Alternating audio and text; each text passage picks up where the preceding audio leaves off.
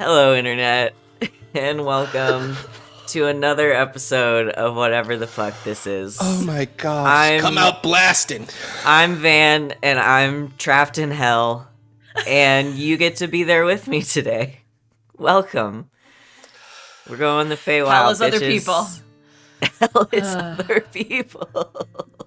No, I'm joking. Hi, it's the Queer Chronicles of Strixhaven Quintet. We're here to play some fucking Dungeons and Dragons. Let's go, bitches. This is the kind of energy we're having today. Hi, welcome. Come hang out with us on the internet. We're other places other than here. We're on Discord. We're on YouTube, where you can watch all of our other shows. I'm not going to do a big, long intro because I just want to play the game. So welcome in. Our schedule, if you'd like to hang out with us more on Twitch, is below our faces. It's also pinned in our Discord and a bunch of other places. After this stream, we're streaming again. It's Saturday doubleheader, baby. And you can join us tonight, 5 p.m. Eastern Time. We're playing Parslings. And I'm going to try to carry this energy through the whole day. So get ready. Come play cards with us later. I'm just going to let my friends here introduce themselves, and then we're going to jump in. Because you walked through a magic mirror last time, and straight into the Feywild. Hooked a magic mirror. Who are we hanging out with today? We start, as always, with Sid. Oh, hey. I'm Christina Sid. You can find me all over the internet at Greek Sid, except on IG, where you can find me as Girl Karma. God damn it. I'm here Thursdays through Mondays. Mostly playing in games. I run our game of Elegance and Vigilance on Thursdays at 7 o'clock Eastern. It's the 4th installment of our Elegant Stream-O-Matic universe. It's good society with a little bit of D&D squished in. It's Regency superheroes. I could just start naming, I'll continue to just name off wonderful things that go together. Chocolate and peanut butter. Give me more. I just have chocolate and peanut butter on the brain, but you get what I'm saying. Coke and Pop Rocks. Yeah. There we go. Garlic and butter. Yeah.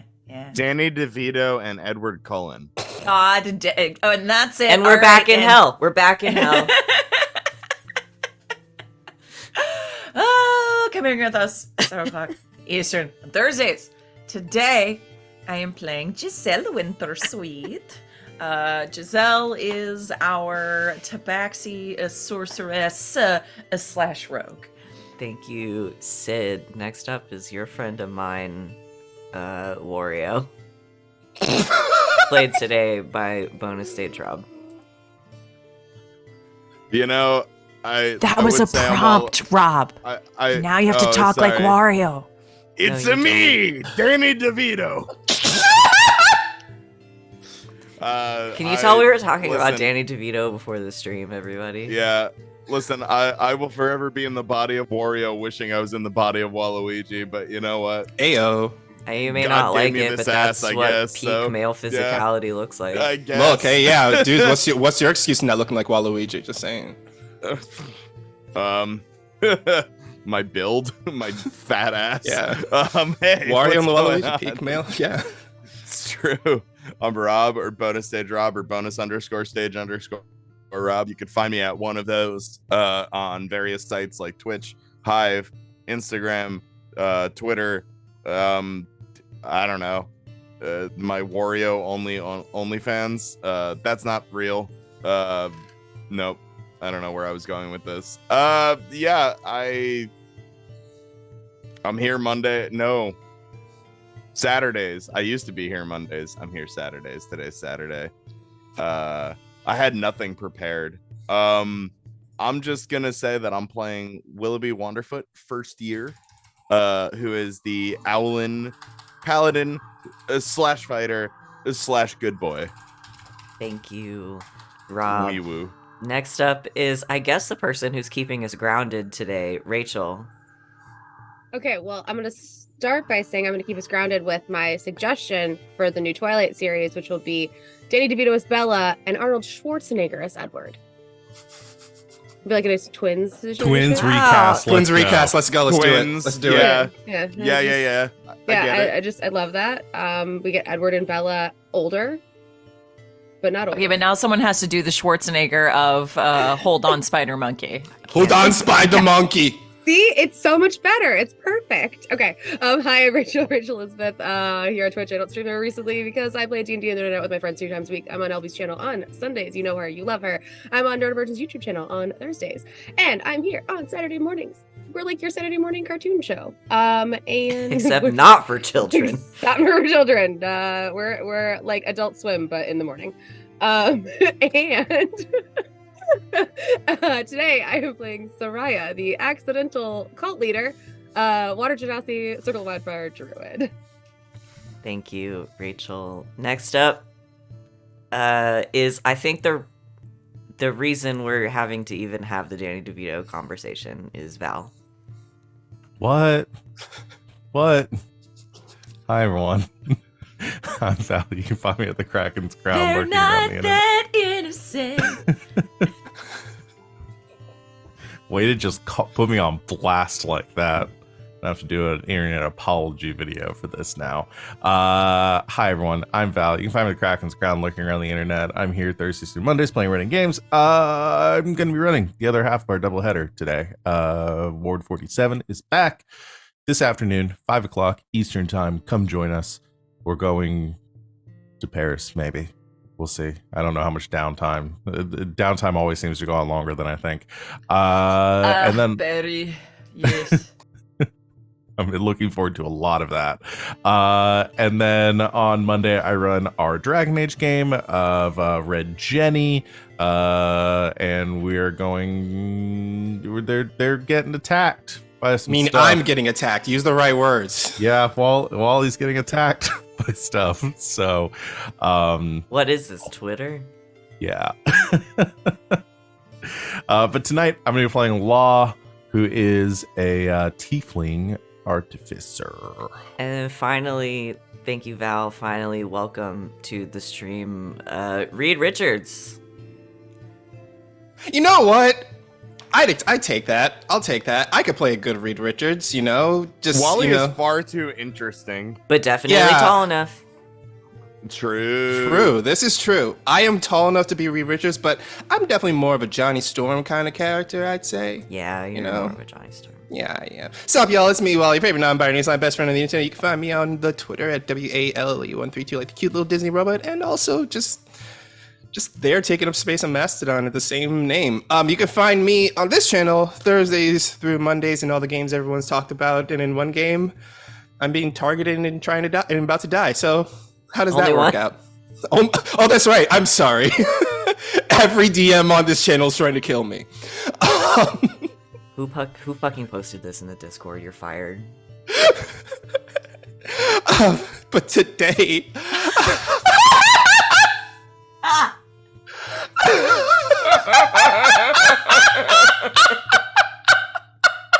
Truly, nothing will be the same. Staring at me. Oh my gosh! Staring at me from the Discord is the Twilight movie poster with Danny DeVito's head photoshopped onto Edward Cullen. It just says nothing will be the same.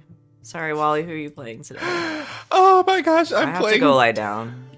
I'm playing Damian, the human dragon monk. And we love him, and he's nothing like Danny DeVito. Nothing like Danny DeVito. Hi, I'm Van, coming at you from literal hell. We're here to play Dungeons and Dragons. I warned you, hell is other people. Oh God, are you guys ready to get started? I didn't even make that either. That was just on the internet. No, like, I'm that just exists. No, I'm just picturing Willoughby as Danny DeVito, but everyone knows sells it. It's just Willoughby walking around as Danny Now, DeVito. Danny the entire DeVito time. as Willoughby That's so good. It's like some Detective Pikachu level shit is right there. a fun choice. That'd be fun. I Willoughby Wanderfoot, first year. All right. Oh boy! Should we play the game? Yes, we should. I suppose. Last so, yes. time on the Queer Chronicles of the Strixhaven Quintet, we finished up the Witchlight Carnival. We did some more information gathering. Law was crowned Witchlight Monarch. there was a wonderful parade. And there was also an announcement that, unfortunately, the Witchlight Carnival was going to be leaving Arcavios after only one night. So, you took it upon yourselves to go through the looking glass. You found in the Hall of Illusions a mirror that was not quite like the others, with a rhyme embossed on its back. You said it out loud, opening a portal in the mirror, which Damian immediately touched and was sucked through. And so you all followed him through, but not before, I believe it was Sereia? Or was it Giselle? Who went through last? Sereia went right after Damian, so I think Giselle Yes, went so last. Giselle went last. Who went through last and heard, echoing in the back of her head in the voices of Mr. Witch and Mr. Light. Mind the rule of 3, future, present, past. Find the alicorn and free the dormant queen at last. And you step through the mirror.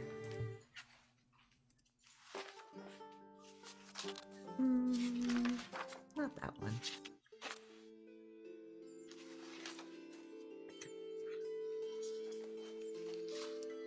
So, Damian, followed shortly by the rest of your friends. As you touch the swirling mist, you are pulled through this mirror. Everything is sort of swirling and gray around you, like you were caught in this smoke, in this mist, and then you feel your feet hit solid stone. You open your eyes, your vision clears, and you all stand at the edge of a raised and broken causeway under a hazy twilight sky. The causeway is built from pale stones that glow faintly from within, and it towers over the surrounding landscape, but large sections of it have crumbled away, so you kind of stand on the edge, looking over this area. The parts of the causeway that remain in place are separated with these large gaps where like portions of it have collapsed, so it's essentially a large broken bridge. And below you, a fog-shrouded swamp spreads out in all directions, and up from its murk wafts the smell of rotting plants. Also rising from the swamp is the music of nature, a discordant symphony of croaking frogs and singing birds. Does this Came place... all the way to the Feywild, and all we got was another fucking bog. Well, the Feywild is kind of a menagerie of various ecosystems, and some have mountains, some have cities, and some are bogs. See a bog, and he points towards the swamp. I've just been waiting for weeks to see Sid's face when I said it was a swamp. It's a swamp. All right, Miyazaki. I can't help it.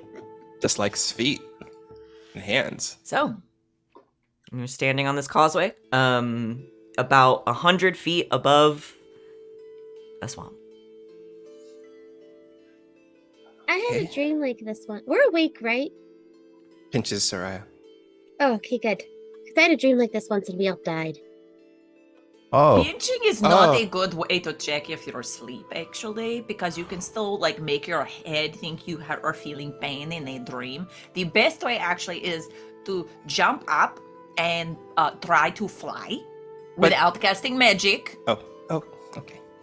Or using... Oh, okay, that one might not work for you, Willoughby. So, if you can't do that one, then try to do this. Take your wing and try to poke your other wing directly through it. Well, you won't be able to if you're not awake. If you are asleep, it will go through. Yeah, but I'm yoked. I'm afraid that I'll actually break my wing. You don't have to do it too hard. Just like a little poke. See, it didn't work. So you're awake. Oh, Okay. good, because that dream got scary very fast. And I'm not still, like, tripping right now. No, I'm pretty Right. sure you came down kind Y'all of see hard. the swamp here. Yeah, we see the swamp. Unfortunately, Yeah. yes. Damien, why did you touch the mirror? Well, because it looked like we needed to touch it. And also, it was really enticing. And it looked interesting, and I'm a very tactile person. It's all right, Damian. I'm sure where we're supposed to be. You've got good instincts for this sort of thing. Yeah, and he like looks around. Does this any of the area like look familiar to Damian? Mm-mm. No, you've None? never been here before.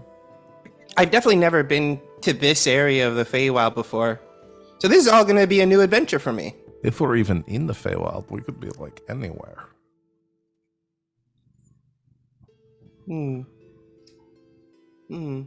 Looks for any kind of plants indigenous to the Feywild. Hard to tell. You're about 100 feet up.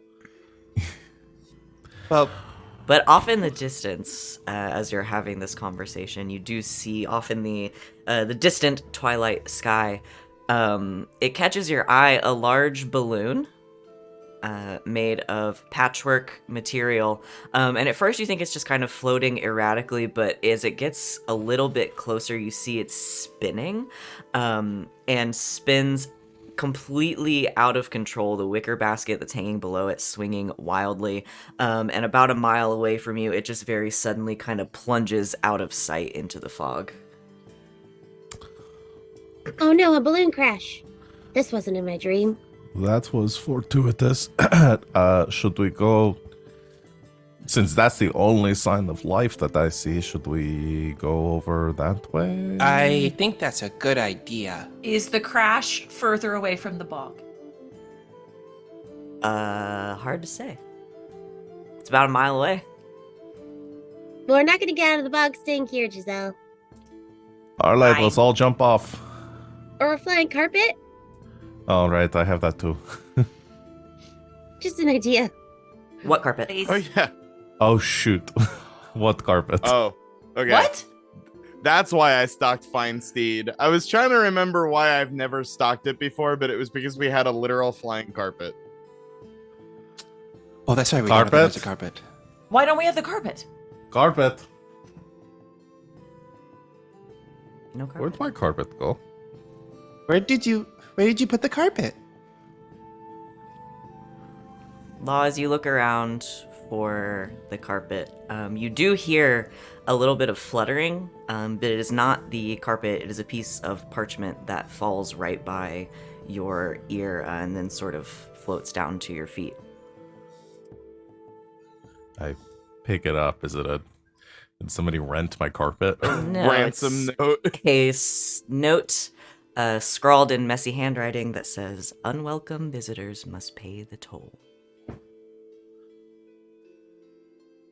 They stole my fucking carpet. I'm going Are any to... of the rest of us missing anything?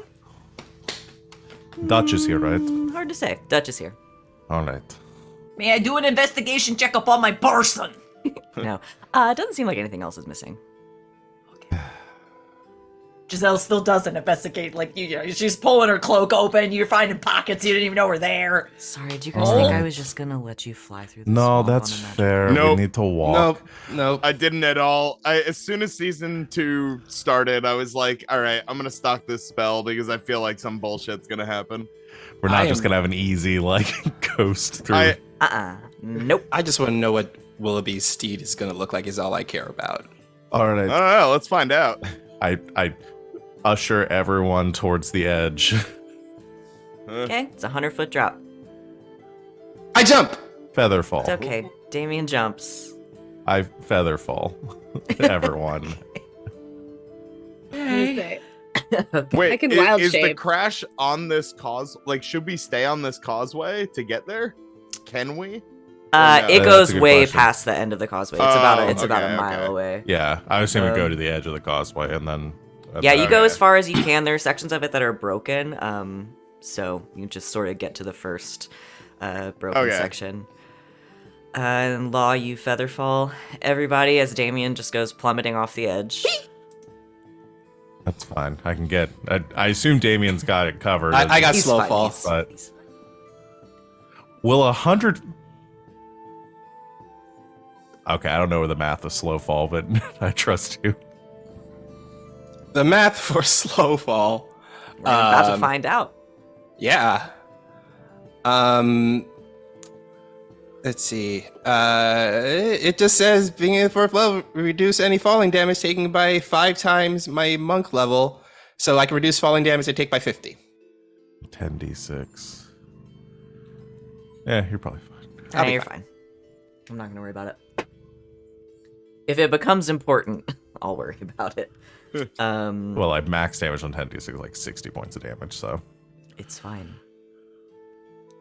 I'm not gonna litigate it. I'm worried about Damian. If you're worried about him, let's say you catch him in the I'll catch him in featherfall at the the featherfall. end, and he's fine. So you all step off the edge and float gently, except for Damian, who goes plummeting and then like does a cool somersault at the end. Superhero land. And now you're just, you splash mud everywhere because you're in a swamp. So now you're all muddy. Damian. I don't mind it. Yeah. So you land down at the bottom of the causeway, and you can get a little bit of a sense of your surroundings. There's one off to the west, I believe, or what you can kind of assume is the west based on where the sun is setting. There is this large like slanted tower that's kind of poking out of the trees. It's that same like general direction where you saw the balloon go down. So yeah, you guys start to trek through the swamp. Okay, let me. Ooh, I forgot to. Hold, please. After we, camp for the night and long rest, if we're still in the bog, I can prepare things to make this an easier trek for us. Oh, like what? Like water walk, like I did the last time we were in the bog at school. Thank you, Sereia. That would be amazing. But Yeah, and I also have my trusty steed. Steve? Wait, you have a Steve? What's a Steve? Who's yeah. Steve? Is your You have Steve a friend named you haven't Steve? introduced us to? Well, no, I mean, like, I have a spell that I've really never needed to cast because I don't know, like, we've always kind of had a carpet. So I can turn into a horse if we need to. is your steed named Steve? They can be. Like Damian's just picturing this massive warhorse with this tiny little Willoughby sitting on the saddle. Like, that makes sense. All right. So if we need to get anywhere fast, a couple people can ride on Willoughby's steed, and a couple people can ride on Sereia.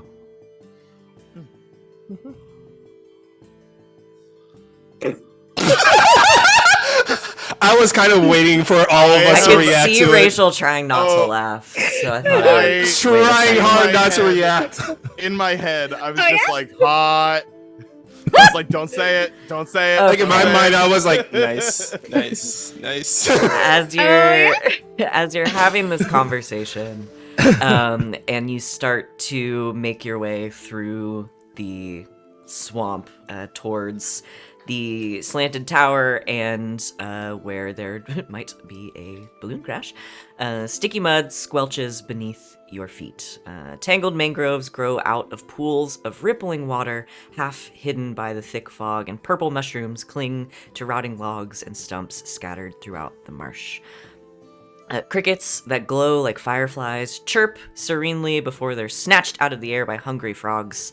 But nearby, a giant crane suddenly takes flight, sort of emerging out of the fog and flying off deeper into the swamp with a loud rustle of wings, which seems to have caught the attention of someone else nearby, because as the crane takes flight and there's that rustling in the underbrush, you hear several voices kick up in a marching chant.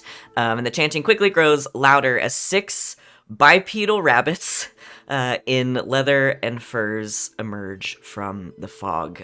They sort of rush in your direction, 2 of them tugging at the reins of a giant snail, the others carrying these clubs and slings, and as they approach you, they kind of fan out around you, and one of them comes to the front, and as they reach the end of their chant,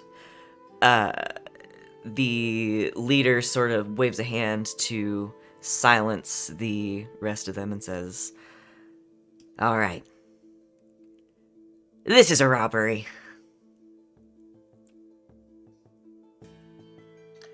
Okay.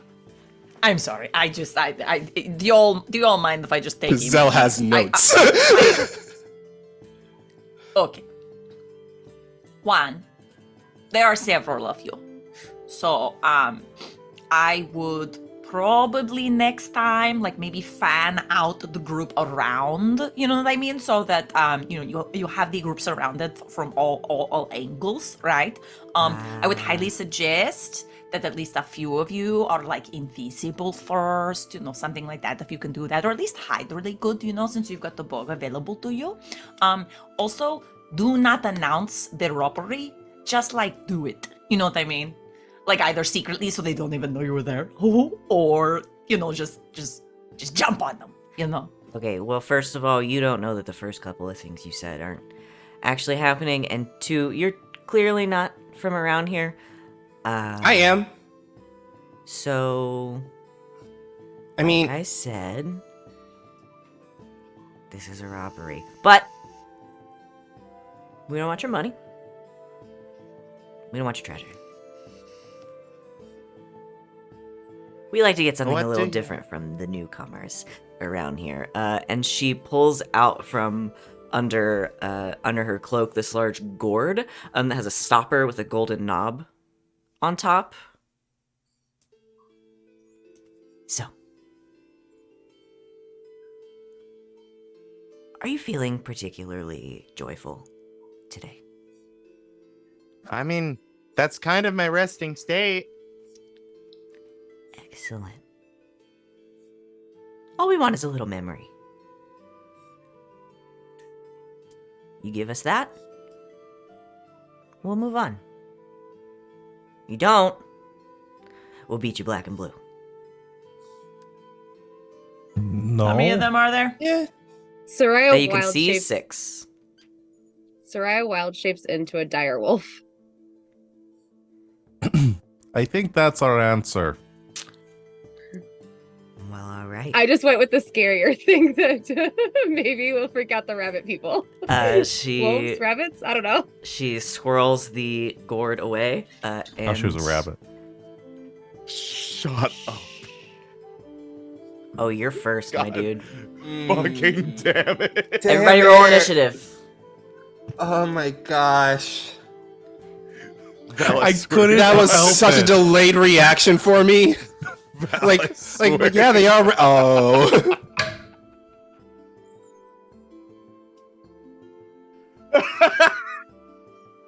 All right, Sereia's got a big 22 on the board. I got a 20. I got a 21.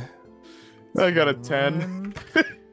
Willoughby Got a nasty 9.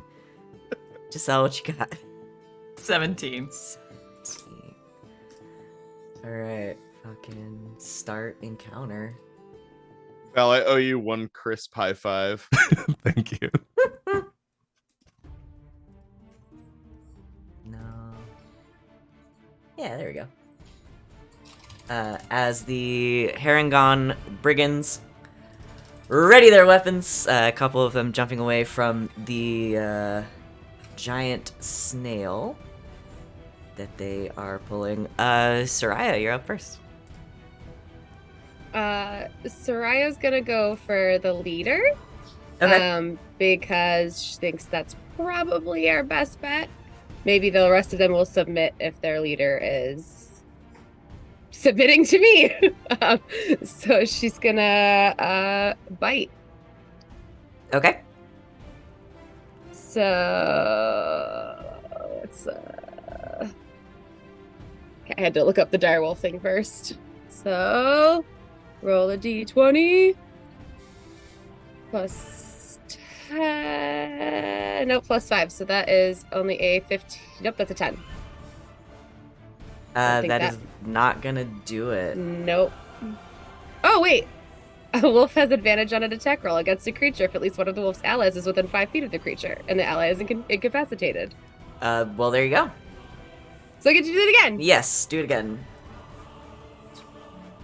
Why didn't the initiative show up? 20.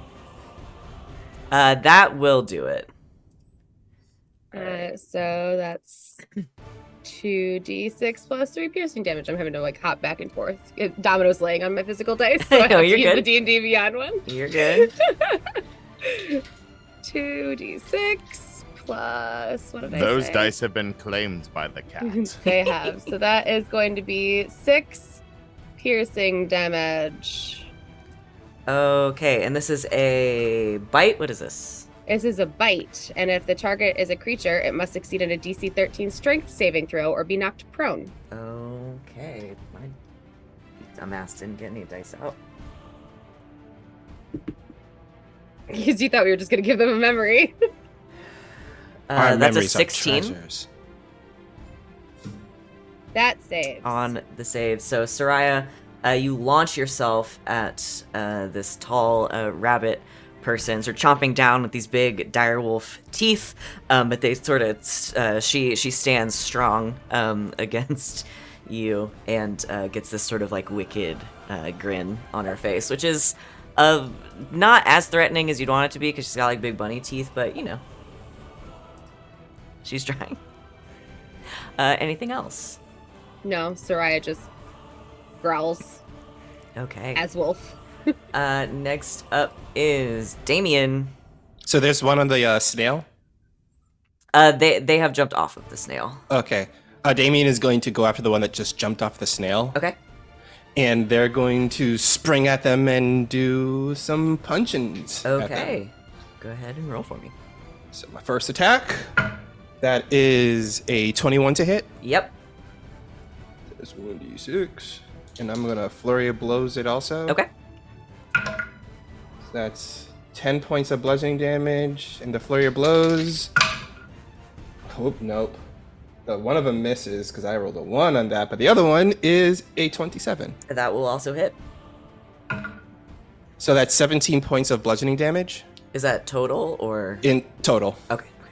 And it's magical bludgeoning because I got them powered Excellent. up So with as this. Damien runs toward the Harangon who has just jumped off of the snail and lets loose a flurry of punches. One of them going wide, but the other one's definitely connecting and making a dent.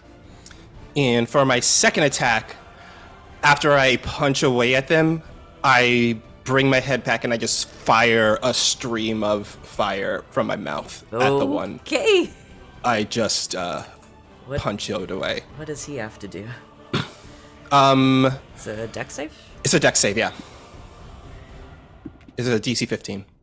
That is gonna fail as you have sort of knocked the wind out of him. He does not have time to jump out of the way.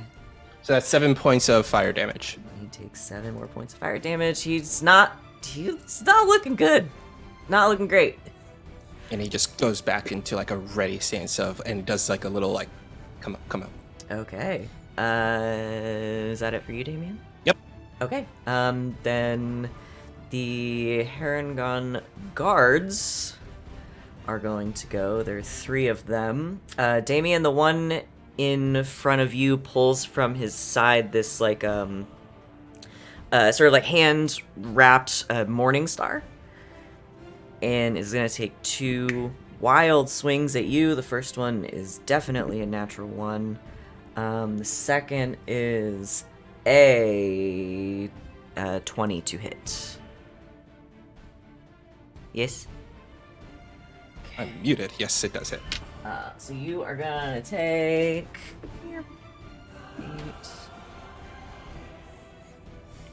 17 points of piercing damage as the second swing sort of connects with your side and the spikes of the Morningstar can dig in before he pulls away. Who else is out front? Willoughby, I assume.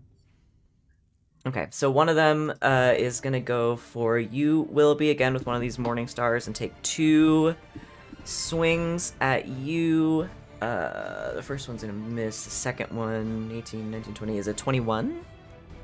That is my armor class. Okay, so sort of wildly swings this Morningstar around. You dodge the first one, but not quick enough to throw up your shield. The second one hits, and you're going to take 9 piercing damage because you rolled like shit. So 9 piercing damage as the second one goes past your shield and connects with you. The third one is going to...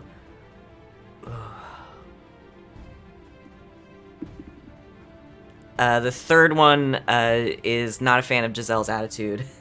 And is Giselle going to run up on you and also make 2 attacks. Again, the first one is really bad, and the second one is worse because it's a natural one. So 2 wild swings as Giselle, just fast as lightning, dodges out of the way of both.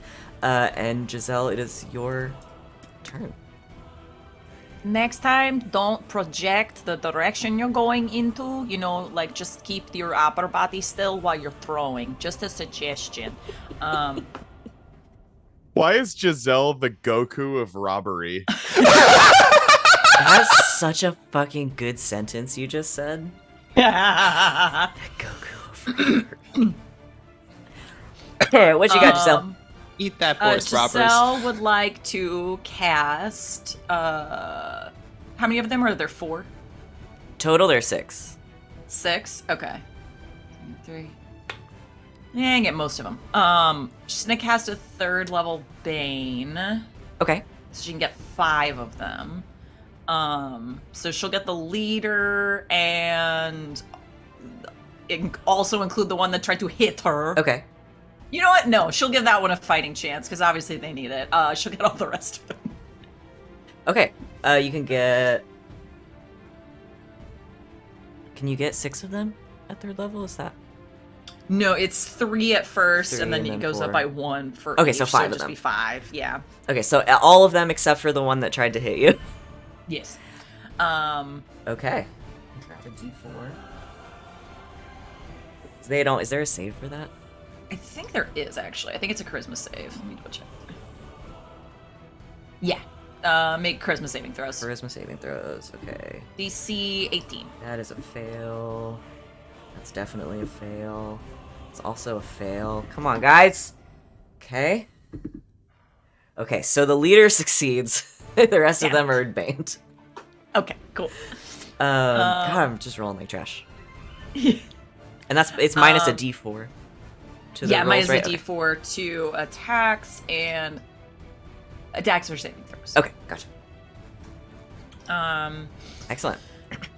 And then she would like to use a sorcery point to cast a quicken Hey, you don't spell. have those. You're a warlock. No, I do, but I do have those. I do. So yeah, she'll spend a sorcery point to quicken spell Mage Hand. Okay. Okay. And so is that gourd in their pocket 10 pounds or less, you think? Probably. Okay. She would like to attempt to sleight of hand with her mage hand. Okay. The gourd out of their pocket. Sure. Go ahead and roll sleight of hand. He's gonna roll perception. The 29. That is enough. Closer than you would think.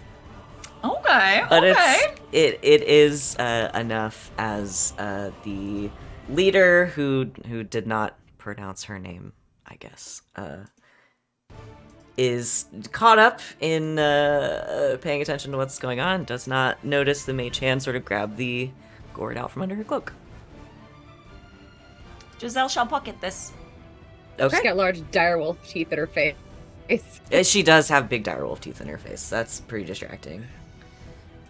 Okay. Anything else? Nope, that's good. Okay. Then it is the other 3 of them. It is their turn. The leader and the 2 others that are backing her up. You see on their turn, Sereia especially, because you are right in her face, the leader just again get this like wicked grin. And you all hear from all 3 of them this like cracking of bone in a form as they start to grow and their limbs elongate even more, and they grow these like long claws as they shape change into their hybrid forms. Where bunnies? Oh no, baniculas. They're baniculas.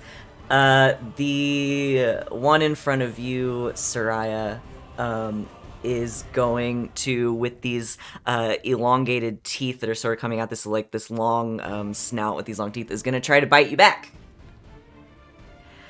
She snaps at you. Wait, if she bites her, then does Sereia have the chance of becoming a were-bunny? That's an 18 and a 16. Oh no, I lost my page. Those will both hit. Okay.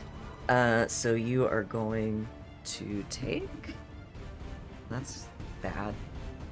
10, 13, 16 piercing damage, and I need you to make a Constitution saving throw. Okay.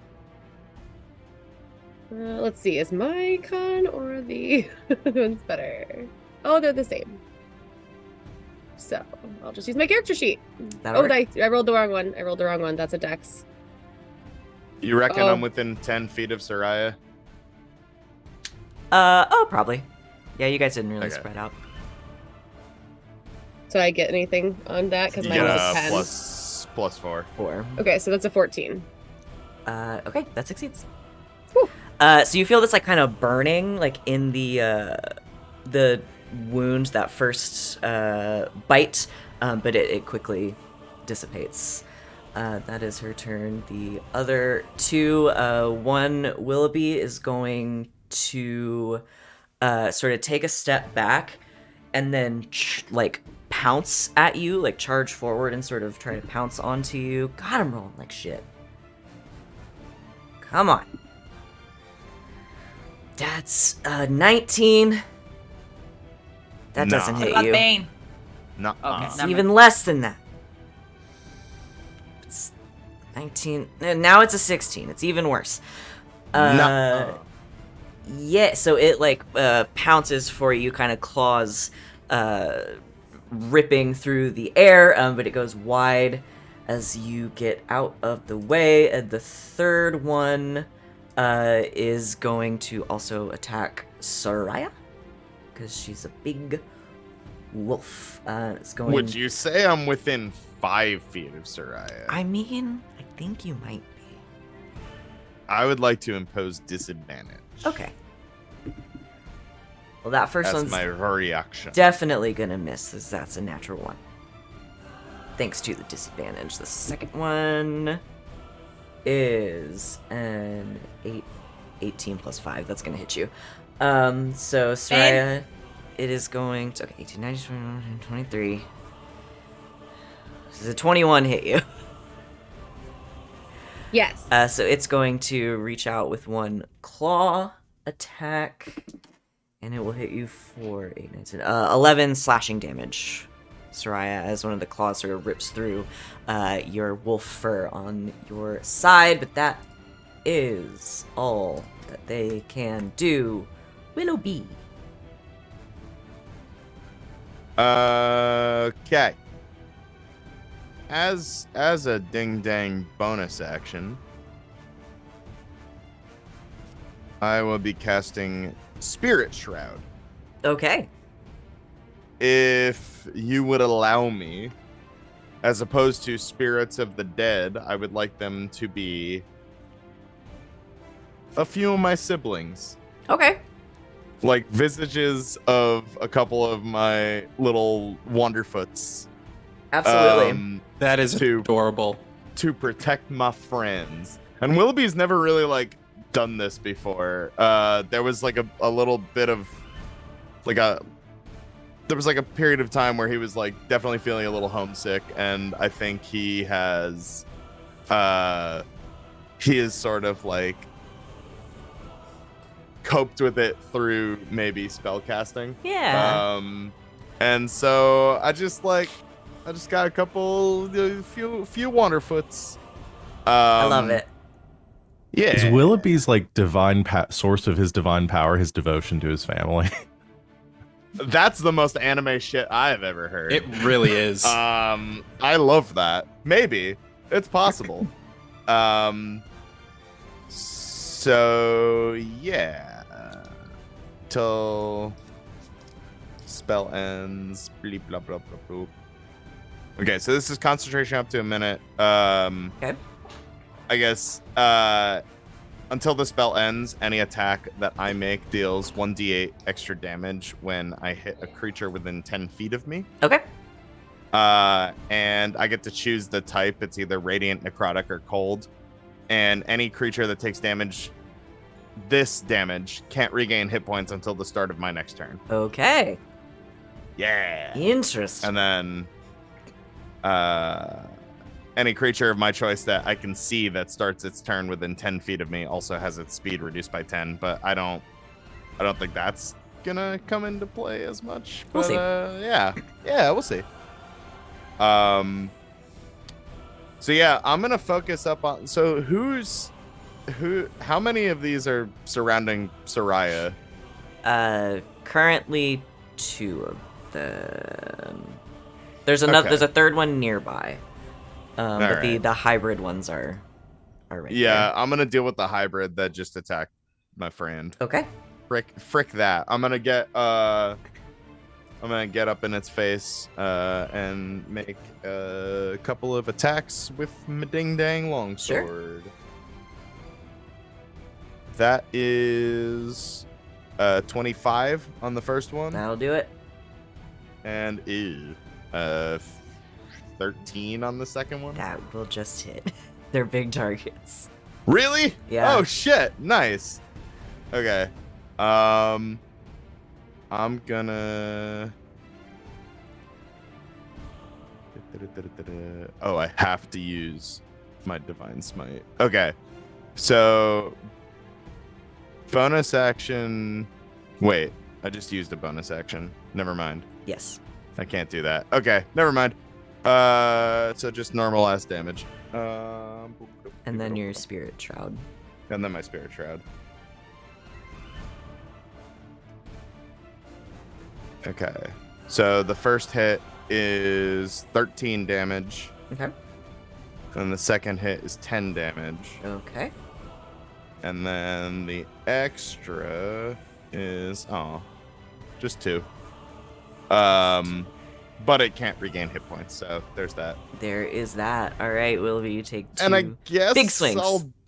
I'll make it cold damage on that last one. Okay. Sure. I don't know if that matters. Okay. It might. Yeah. It takes the damage. True. So yeah, as this little bit of cold Willoughby kind of coats your blade, you make 2 big attacks at this creature that is now much larger than you, and it kind of looks down after taking the hits and just has this like wild look in its eye. Stay away from my friend. Anything else? No. Law. It's your turn. Oh, yay. I'm gonna assume that I don't really have like a clean 15-foot cone here with so many people in melee. No, it's pretty messy. messed. That's fine. I'm gonna use my bonus action to have Dutch go running in to so the leader's taking some damage, and one of the others that was on the snail is pretty messed up. So yeah, the leader and one of the other hybrid ones are damaged, and then one of the ones next to the snail is damaged. So 3 Okay. of them total. Gotcha. Willoughby just really wailed on one of the big guys. Yeah. I'll go to one of the other. I'll have Dutch kind of engage with one of the others on the outskirts to maybe pull some attention off of Sereia or Willoughby. Okay. And Dutch is going to use the help action to give me advantage on my first attack. Okay. So Dutch goes rolling off to sort of the edge of the battlefield. And just like a horn comes out, he honks it right behind him to cause him to like He doesn't like jump that at all. And I'm going to make 2 attacks against that one. So the first one with advantage. Okay. It's a 22. That will hit. That is 14 points of damage. Whew. Okay. And then the second one. Oh, I was so close. 19, so that's a 32 to hit. I'd say that'll hit.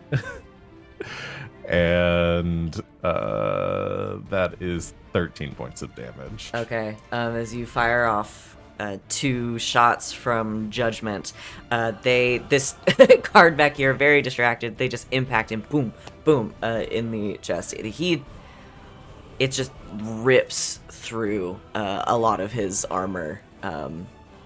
He did not like that at all. Yeah, I hope not. Yeah, just unload a couple of shots. And is anyone on our crew hurt? Sereia and Damian have both been hit, and I think Willoughby Okay. has too. Okay. Sereia, you're in wolf form though, so you've got We're good. the extra It's hit okay. points. Yeah. I'll use an arcane jolt to give Damian 2d6 hit points. Nice. So Yeah, I was that'll gonna say be- I only got hit once, so Yeah, I got hit. Only I got better a once big hit. Sereia got hurt, so Yeah. we're still I got good. hit once, but I took a big one. That's Yeah, it was seven healing points? to Okay. Okay, so as Damian. the healing energy snakes off and sort of wraps around you, Damian, closing up a couple of the wounds. Anything else, Law? Nope, that is it. Back to the top, Sereia. Sereia is going to do another bite attack at the one right in front of her, the leader. Okay. Okay. Let's go back to the sheet.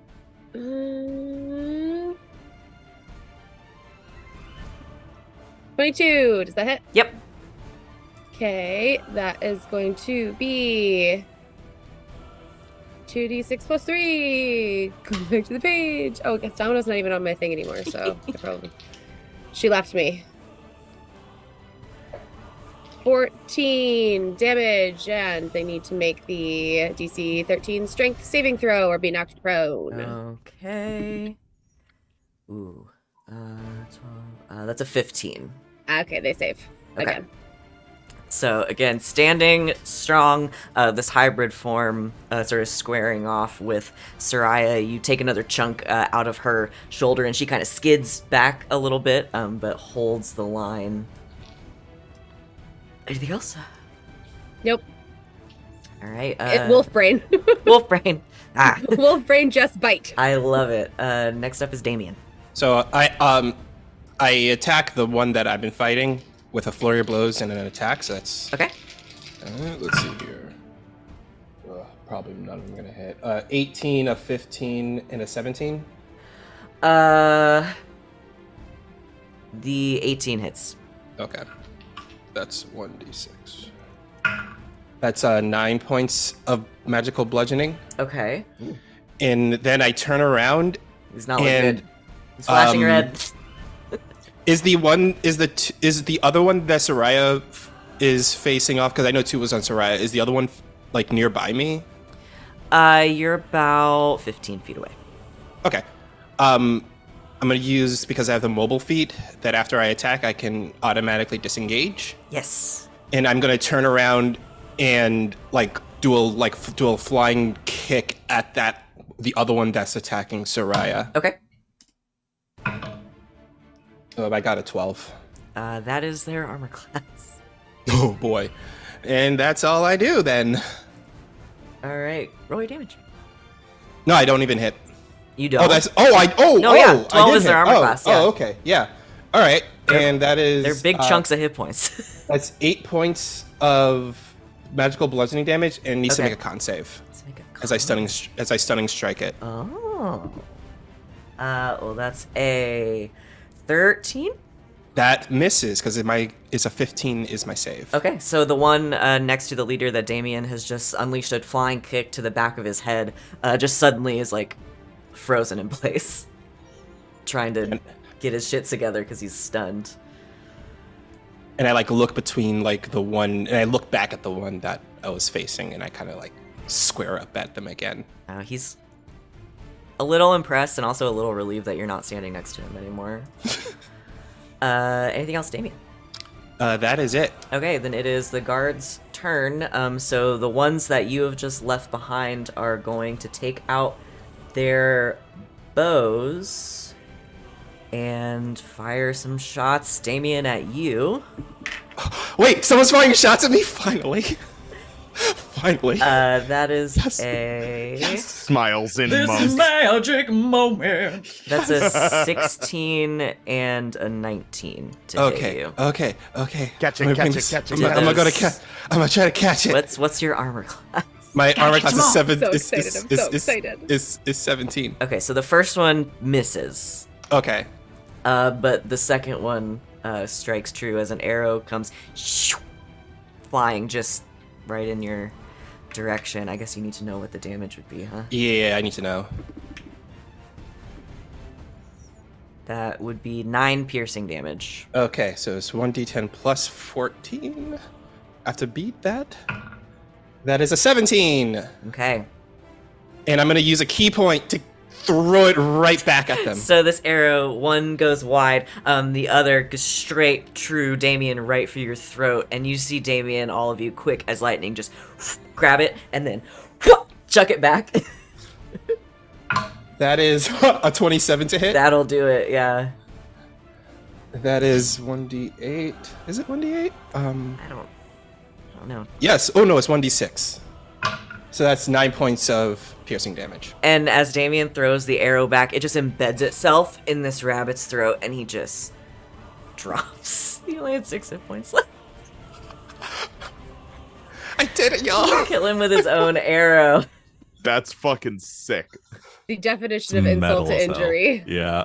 Yep. Really good. The second one, Damian is gonna fire at you because you just killed his friend. Okay. 22. So a 22 and a 14.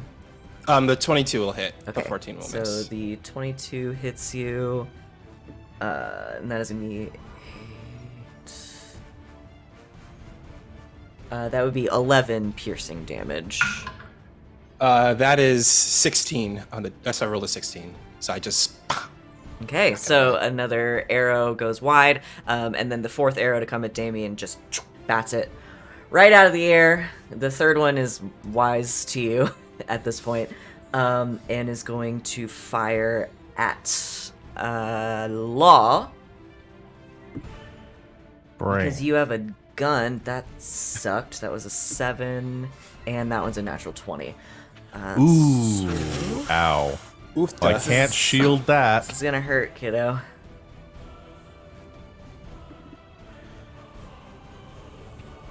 Bane?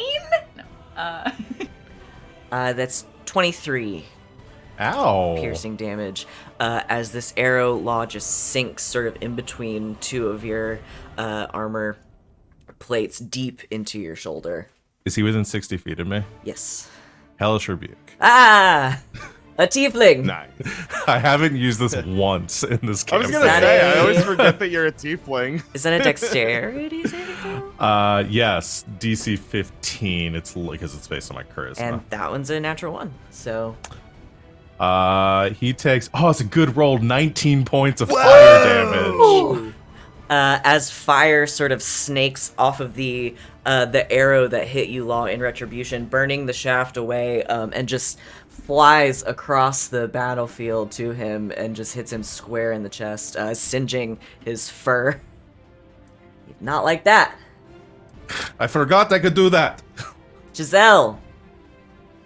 It's You your should turn. remember that was badass. That was a lot of damage.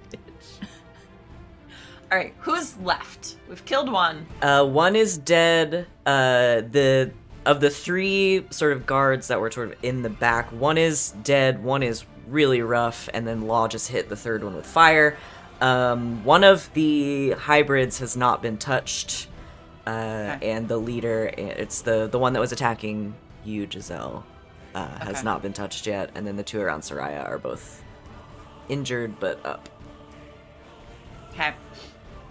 I'll turn to the now big hulking hybrid form of this bunny. Watch and learn, okay? Going to bonus action, disengage, and also use my feline agility because I did not move last turn, so I will disengage and go back the fuck up. And then I would like to spend 2 more sorcery points to twin a guiding bolt. Okay. One at each of the assholes that are bothering our goddess Sereia. Okay. Go ahead and make your attacks. And one is stunned. Oh, one of them is stunned, so it has you have advantage. I'll roll this with advantage. Oh, that's a natural 20. Okay. The other one was a 19, so not yes, bad. that will also hit. So yeah, these 2 guiding bolts sort of snake off of Giselle and impact Sereia right on either side of you into these huge were animals. So I'll roll the crit first. Okay. Sereia howled. 14, 17 times 2 is 34. Okay. 34 points of radiant Ouch! damage. Ouch! Indeed, as it impacts him sort of in the back, and he's glowing now. He's glowing, and then the regular one, still not bad. 10, 13, and 16 for the other one. Okay, so that's the leader that the other guiding bolt impacts in the shoulder, and there's this faint glow now off of both of them. Damian, for stunning strike, what if they take damage, does that affect the stun? No, it does not. They're just stunned. They're just stunned for the round. Okay. Yeah. Great. That makes my life easier. Giselle, anything else? Nope. And she'll give the one that she just said watch and learn to a little wink. He growls at you. And it is their turn. The 3 hybrid creatures. The leader squaring off with Sereia in this hybrid form. No, yeah, is gonna go for the throat and try to bite you. Again. Disadvantage, because that was a natural 20. Ooh, does a 19 hit you? Yes. Just regular. Hey, no crit. Just no crit. regular. Yeah, at least it wasn't a crit. No crit. 6, 7. So that is 10 piercing damage because I rolled like trash, and I need you to make a Constitution saving throw. And Sereia's still a wolf, right? So once we get through the wolf hit points, you still have the Sereia hit points. Yeah. Right. Yeah. Cool. She's the 10 drops her out of her direwolf. Oh no! You unlock the second phase. Okay, so Sereia shrinks back down to her normal form. And the con save is a plus Willoughby, right? Yeah. 16. Okay, yeah, that's another success. So again, this bite mark kind of on the side of your neck. You feel it like burning, almost like your skin is like sizzling a little bit, but your water genasi form very easily kind of shakes that off and it cools again. Giselle, the one that you disengaged from, is going to use this as an opportunity to try to pounce. So it charges straight towards you. You can go 90 feet. You can go real far. Ooh. With its pounce ability, that's a 22 to hit. Shield. Okay. As it sort of flies through the air at you, it impacts this magical shield and kind of stutter steps back a little bit. And that's its Whoopsie. action. And the third one, Sereia, now that you're not a wolf anymore, it is going to make 2 claw attacks to try to keep you down, except that sucked. That was a 10 to hit. Does not hit. A 23. That will hit. Okay. So slashes you with one of its claws. That's 12 slashing damage. Okay. As these two very much larger than you now creatures kind of gang up on you. But unfortunately, that's all they can do, and it's Willoughby's turn. Sorry, has the one that Dutch is next to attacked yet? Yes, Oh, I missed it. Okay, never mind. that was earlier. That's all right. I will wait. How are my teammates looking? I'm fine. Yeah. Okay. Damian, I how I you just doing? started taking actual hit points, so we're good. I'm down by 10, but I'm good. Yeah, I'm at 60 Yeah, out of I think- 83. I think Law may be down the Law is most. probably the roughest right now. Yeah. Okay. I'm also the furthest away from the fight, so Yeah, but still.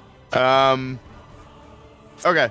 So I am going to keep the one that charged away wasn't the leader, right? That one's still engaged with Sereia. Correct. Okay. Yeah. So I'm just gonna keep focusing them. Okay. I'm gonna do just 2 cheeky little longswords. Dirty, filthy. Oh, 23. I can't do math. That'll do it. Yeah. How are they cheeky? Explain how they're cheeky little swords. Cheeky little swords. Poke him in the butt. Poke him in the butt. Stop. And then I'm gonna do a 2nd level divine smite on this first one. Okay. Just trying to remember where it is. There we go. 1d8 for each. Okay.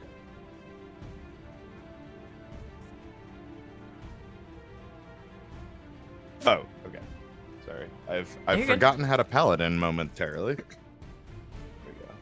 we go. Ew, that is a awful smite. Holy fuck. Oh, I didn't even roll normal damage. I'm so sorry. No, it's okay. Okay. So the smite was 6. Okay. 6. 6. Oh my god. 6 for the smite. Weak ass sword. 10 normal damage, 6 for the smite, 16 total. Okay. Oh wait, did you roll these with advantage because the last attack against them? Because I did guiding bolts on Oh, you. that's right. Oh fuck, that's right. Okay. Can I roll just to see if it's a crit? Still not a crit. Better, but still not a crit. But Okay. thank you. No problem. So that was all of that. Plus the 8 for Spirit Shroud, which I'll do right now. So it's gonna be an extra 3. Okay. Necrotic. Okay. And they can't be healed because of that. Okay.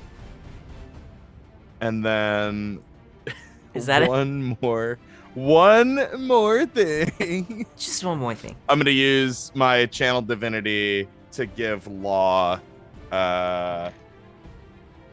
Ooh, that's huge. 24 temporary hit points. Woo! I rolled an 8 and a Damn. 7 on my Wow. That's- Wow. D8s. Unreal. So, God damn. hey, have some temp hit points. Damn, dude.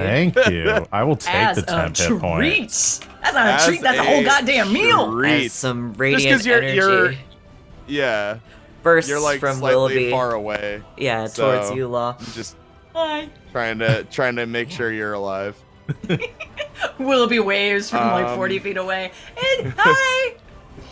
And then I'll do my second attack. And with then you do your advantage. second attack. This is against the Okay, leader. Kill OB. yeah. Kill OB. 14, 20, Yes. 23. 20 okay, yes. Yeah, 20 yes. A normal divine smite first level, Okay. being slightly strategic here. Sure. There we go. Okay, that is So 14 slashing, Okay. and then Woo. 9 radiant. 9 radiant. Does the Spirit Shroud happen on both attacks or just the first one? Any attack you make. There you Good go. call. 2 necrotic. 2 more necrotic damage as Yeah. Willoughby just unleashes on this creature that is has got to be a good 10 feet taller than you at least. Just completely unleashes this radiance from the smites and blood flying from the sword slashes, and then a little bit of like necrotic energy just making its way in there. Yeah, you really wail on her. She is displeased. Stay away from my friends. Anything else? No, I just sort of puff up. All right, Huffing Law, the- it's your turn. T-pose for Oh boy, my turn already. Okay, I'm gonna do the same thing as before. Okay. Dutch is gonna. Is the one that Dutch is at? Is that one of the ones that's using arrows? Yes. Okay, cool. Just want to make sure. Yes. We get the help action from Dutch for advantage on my first attack. Okay. That's my bonus action. What's gonna do advantage on this? Wow, I'm glad I did advantage because one of those was a nat. The first one's a nat 1, but that's a 30 to hit. Yep. Yep.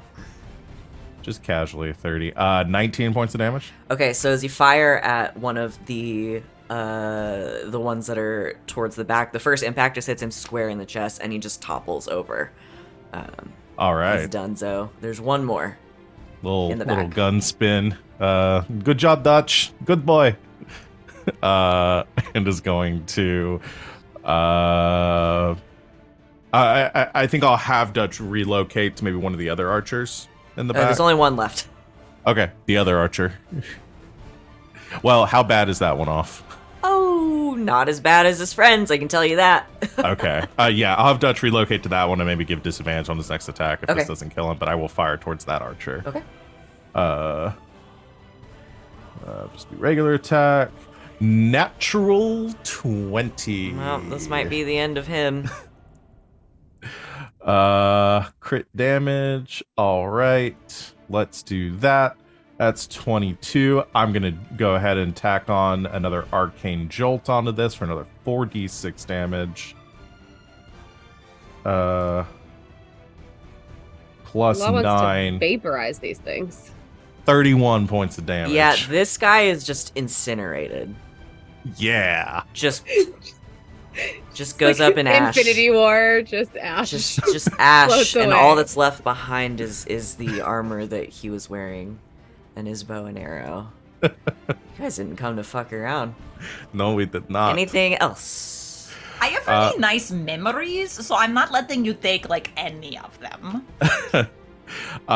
No action, bonus action. That's it. I've got 2 more shots on my gun. But Okay. that is it. Sereia, top of the round. It's just the leader left, right? The all 3 of the hybrids are still Oh, okay. up. The My leader. guy's untouched because I haven't Yeah. hit him yet. This one has just been. I've just psychically been Yes, damaging so him. the leader and the other one, the 2 that were fighting with you, Sereia, are pretty bad off. But the one that's been chasing Giselle around has not been touched. But we're seeing this happen over there. Like, Law saw that happening off and says, like, oh no, she's got it. I'm not even worried about Yeah, it. he's She's still pouncing taunting there. it. It is these Heckling this guy. yeah, these 2 like different sorts of feline, sort of Giselle, like very dexterous, and this one sort of hulking and trying to like use its brute force, and they just like they can't touch each other. They're locked in an eternal battle. They have not been able to touch each other. Stop toying with your food, Giselle. But it's fun! Giselle, just eat the treat. We put it in front of you. Just eat it. It's stuck on my paw. Sereia, what you got? Ew. She is going to use her movement to get up to the leader. I don't think it's going to be very far because they were right next to me. Yeah. And she's going to cast Inflict Wounds Uh-oh. once she can touch them. Uh-oh. And she's going to be like, this was a mistake. And just grab their arm really fast and does a 19 hit. It does. Okay, so that's going to be 5d10 damage.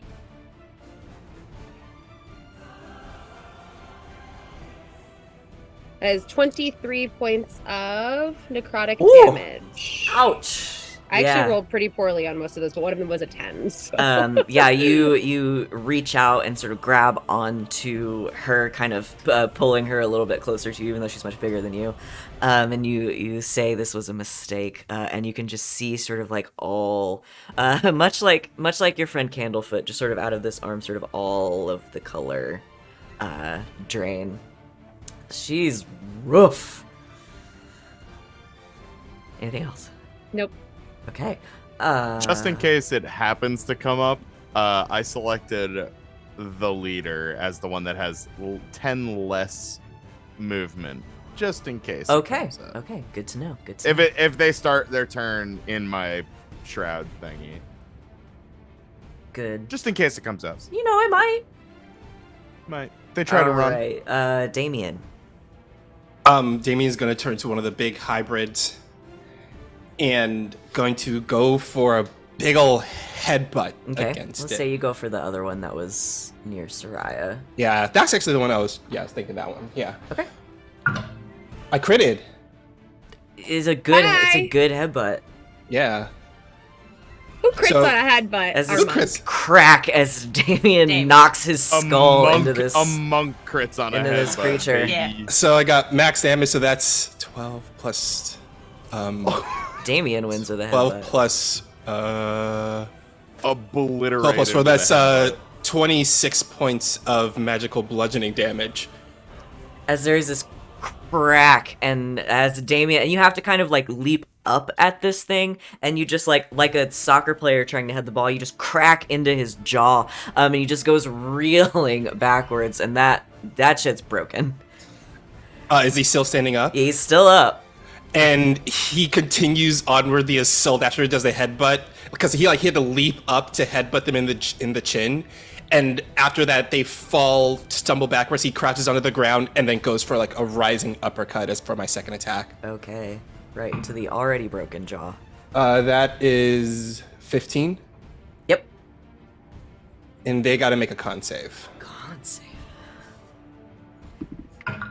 That's Bad. 6 points of damage. Well, I rolled a 2. Okay.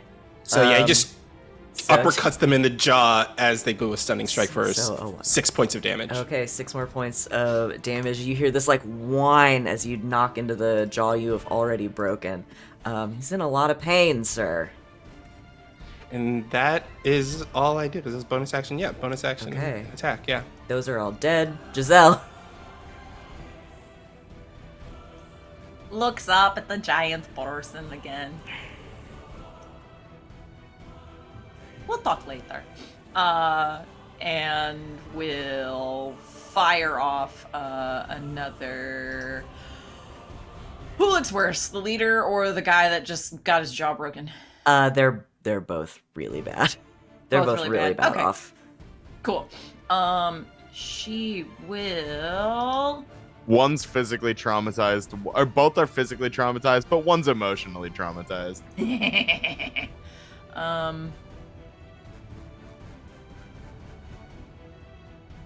Okay.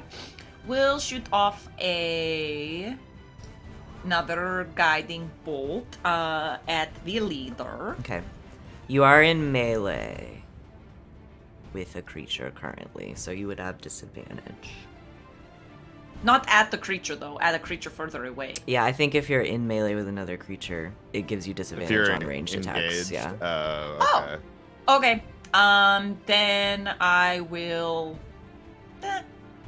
I'm still taunting this guy, and I feel like my friends are pretty good off, so I'm going to bonus action disengage again Okay. and move 30 feet away. Okay. And then I will shoot at the leader. That'll work. That'll work. As you Giselle just like skipping away from this guy, just like Just dancing. La, Just... la, la, la, la, la, la. 14 plus 12 is the 26. Yep.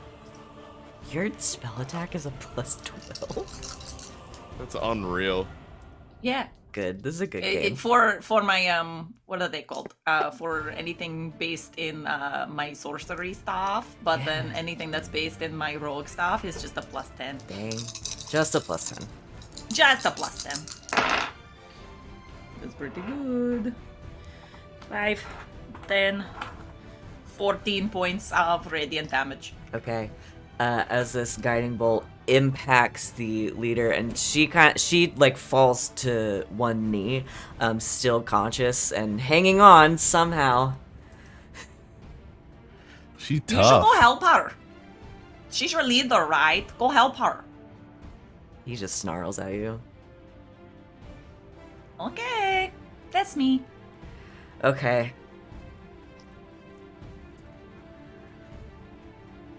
Yeah. You see, as it is their turn, the leader start to stand, kind of fumbles, and falls back down to one knee. And Giselle, the one that has been your mortal enemy, this were creature that you've been locked in combat with, sort of looks at you, snarls again, and then goes over to their leader. Sort of lays a hand on her back, and you hear them say something to each other. It's not a language any of you can understand. And then Sheik just kind of, all right, and starts to shift back down into her regular form. Coup de grace. I'm just kidding. Can't be healed if that was some healing. Call lightning. No. It was not healing. Good. So we good? We good? You gonna chill out? Oh. All right. I can fix that for you.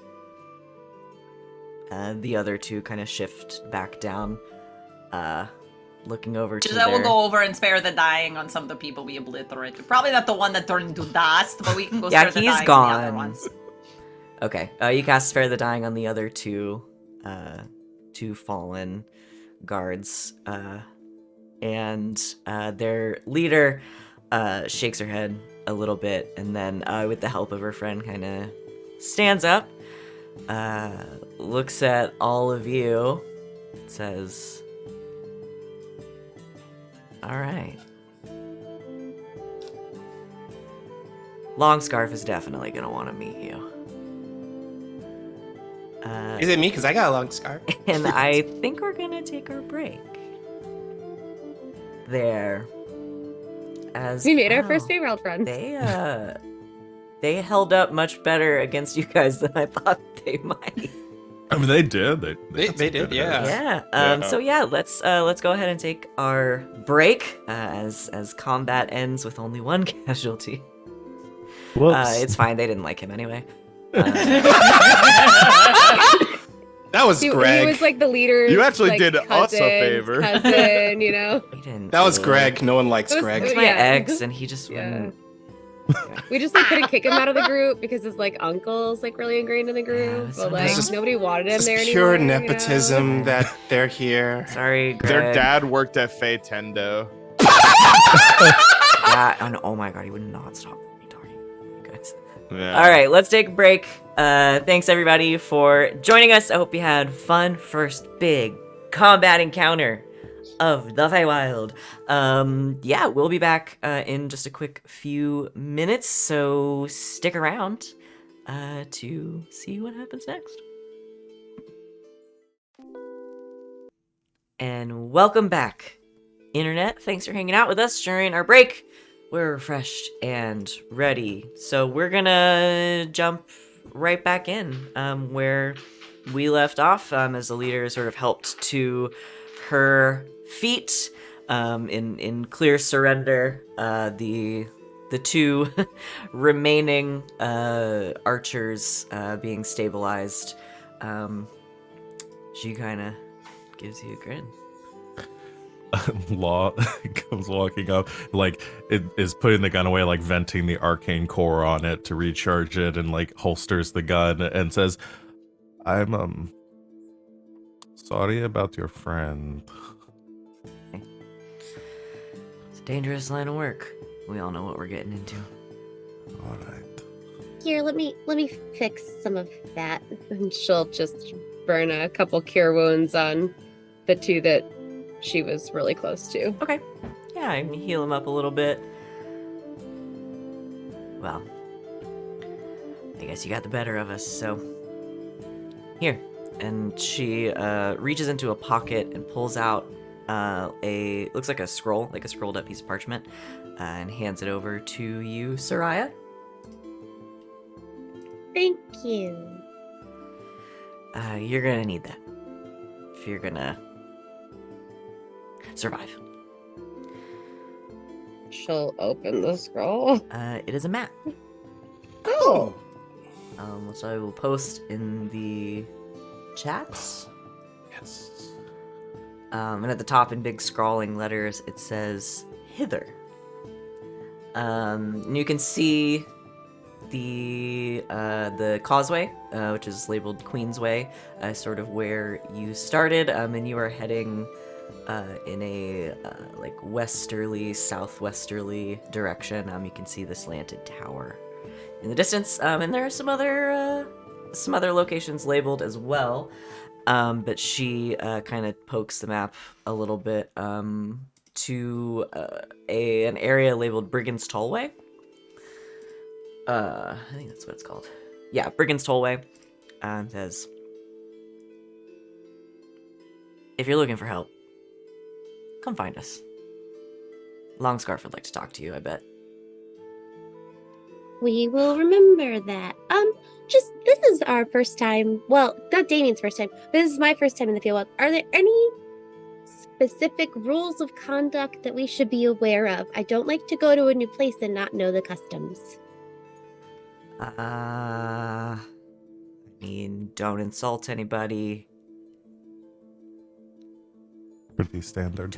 Just don't. They take insults very seriously here. Okay. So, Don't like, insult anybody. do we need to worry about eating food or sitting down or? Well, I guess it depends on where you are. Hither's a strange place. Also, are these warp pipes on the map? Because I'm looking this over and it looks very very familiar to me. No. Do you have any Italian plumbers running around? Are No, these I fast travel locations? don't know what are you talking about? She's looking I'm sorry, at they the look map. so much like Mario there warp are pipes. there are like wells or something they're, that sort of vaguely. Yeah, those are the wells. Oh. They're Oh. kind of all over the place. Oh, right. Okay. I should have known. I should have figured there'd be a pun. Oh, what? Willoughby's head explodes. And that's a lot. Willoughby's like 95% head.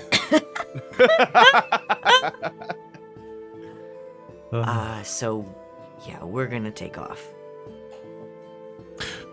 We saw a balloon. Do you know what you that was did. about? All right. Fair.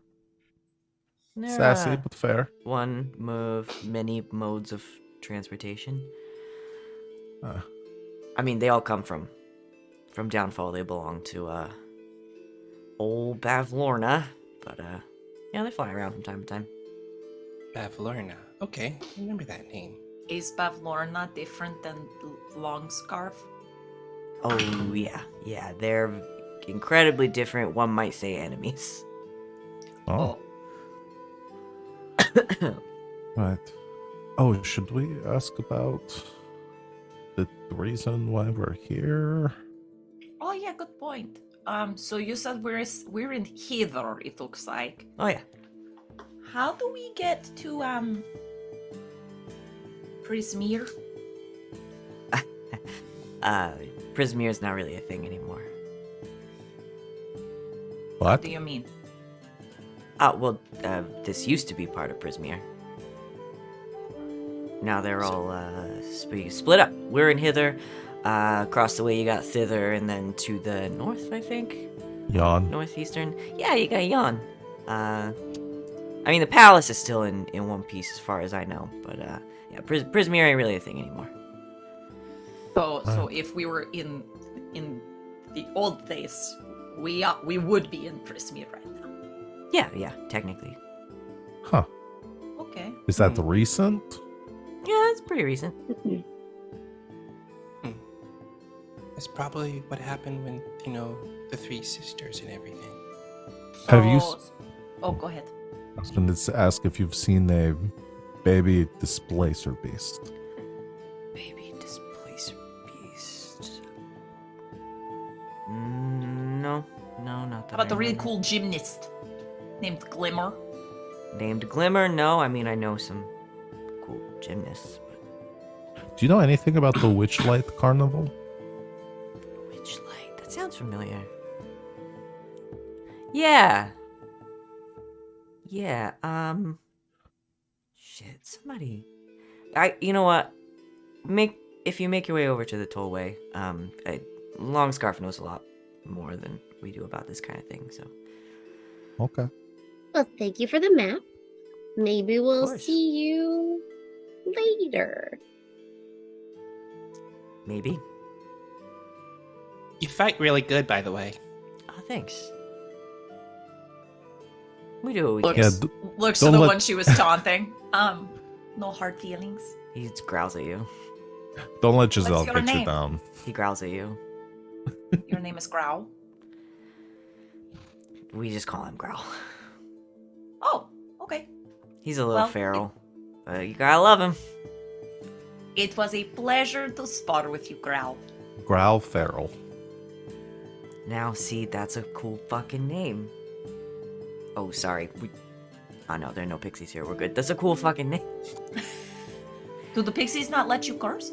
Oh, they don't like it. They find it a little offensive. I don't, Now it makes sense. That makes sense it now. makes It's sense. neither Does make here nor sense. there, but I just try not to offend them. Of course. They get a little nasty. So we're just gonna take our friends here and go. Good luck. They And to get jumped again. load their unconscious friends onto their giant snail and wander off back into the swamp. Once they're gone, Giselle will quietly take the gourd out of her pocket. Where did you get that? How'd you? Whoa. I'm Open it. amazing. Don't that's open my it yet. Hold on. question. Open it. Can I look Wait. at that Open it. first? Wait. Why don't you look Open at it it. first? My Open thought it. was Don't open this it. though. Open it. If someone's got if they took people's memories, do you think that if we open it, maybe the people will get their memories back and stuff? I don't know. Maybe it's more like a breaking the gourd releases the and memories, but like opening it just kind of like. You know how Allows we you to find add out stuff to these it. things. We let me touch Right. them. Oh, Here yeah, you go. If you touched us, would you know everything about us? Yes. Weird.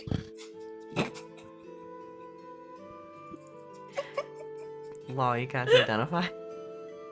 Yes. Okay. Are you ritual casting this or? Yeah, I want to say the spell slots just in case Okay. if we've got time. So maybe as we're as you're walking- walking. So where are you going? Or, Do we want to go check out the balloon? Balloon crash. Yeah. Yeah. so you head sort of southwest in the general direction of this big slanty tower. Yeah, you walk for a bit. Law, as you're getting close to the tower area, you finish ritual casting your spell. This jar traps, not traps, holds specific memories that are given to it. They have to be given, they cannot be just stolen. The stopper at the top, anybody can uncork it, and if it is opened, the memories will be released and returned back to their previous owners. Anyone can do that. Only the person who is attuned to it, who owns it, and anyone they designate can use the stopper to put memories inside. Huh. I relay that. And somebody is attuned to it. Is it if the sorry, I'm trying to phrase this question. The memories that are given, are they like taken or is it like copied? No, they are taken. Yeah. They're taken. So the person From that gives whoever it would gives them. forget whatever that was that they gave. Okay. Good to know. Oh, I can't attune to anything else, but if someone else wanted to attune to it, maybe we could just let go of the memories and send them back. It's a little more complicated than just attuning to it because someone is attuned to it right now. Oh, interesting. So we can't just break it? I don't think The we jar or can the write- attunement? Or The jar. gourd? I mean, in theory. Uh, But yeah, so to be clear, only the person who's attuned to it and somebody they designate can put memories in it. but we Anybody can it. release them. So we could release the memories if we wanted to, but the jar won't help us at all unless our new friend decides they don't want to be attuned to it anymore once they realize it's gone. Which in theory there are ways to break attunement, but it's more Yeah, I was complicated looking than just attuning to it yourself. So we could release the memories. We could leave the gourd here, and maybe they'll think it just fell out of their pocket. I don't know. If they're collecting memories, then maybe that's some sort of currency here. Oh. Yeah, because it makes you wonder why they're trying to collect the memories. And if these memories were, They were I guess they given. weren't stolen. I mean, they were probably given under duress, kind of like they were trying to do to us, but But somebody still made the choice to give these up. that's true. We can just keep it for now and Let's leave just that hold moral on to- conundrum for later. In case somebody else comes along and is like, hey, I want some memories from you, then we have Okay. these and we can give them instead and Yeah. don't have to go through all Okay. that again. I put it in my purse. Gotta stop giving you bottles with weird things inside. I We have a know. lot of bottles, guys. It hasn't been a day yet. Okay. I was like, No, have we not met yet. out our friend No, it today? hasn't been 24 hours. Have we taken our gin for walkies?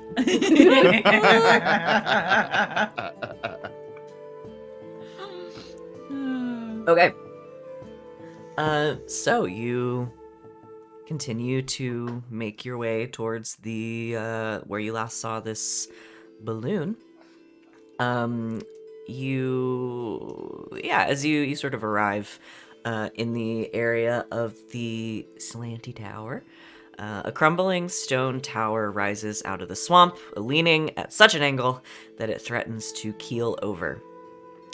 Black brambles surround the base of the tower and cling to its lower half, and hanging from the crenellation on the lower side of the tower's peak, so as it's leaning this way, it would be hanging from here, is a large woven basket at the end of a tangle of ropes and tattered fabric. The basket dangles about 30 feet above the surface of the swamp,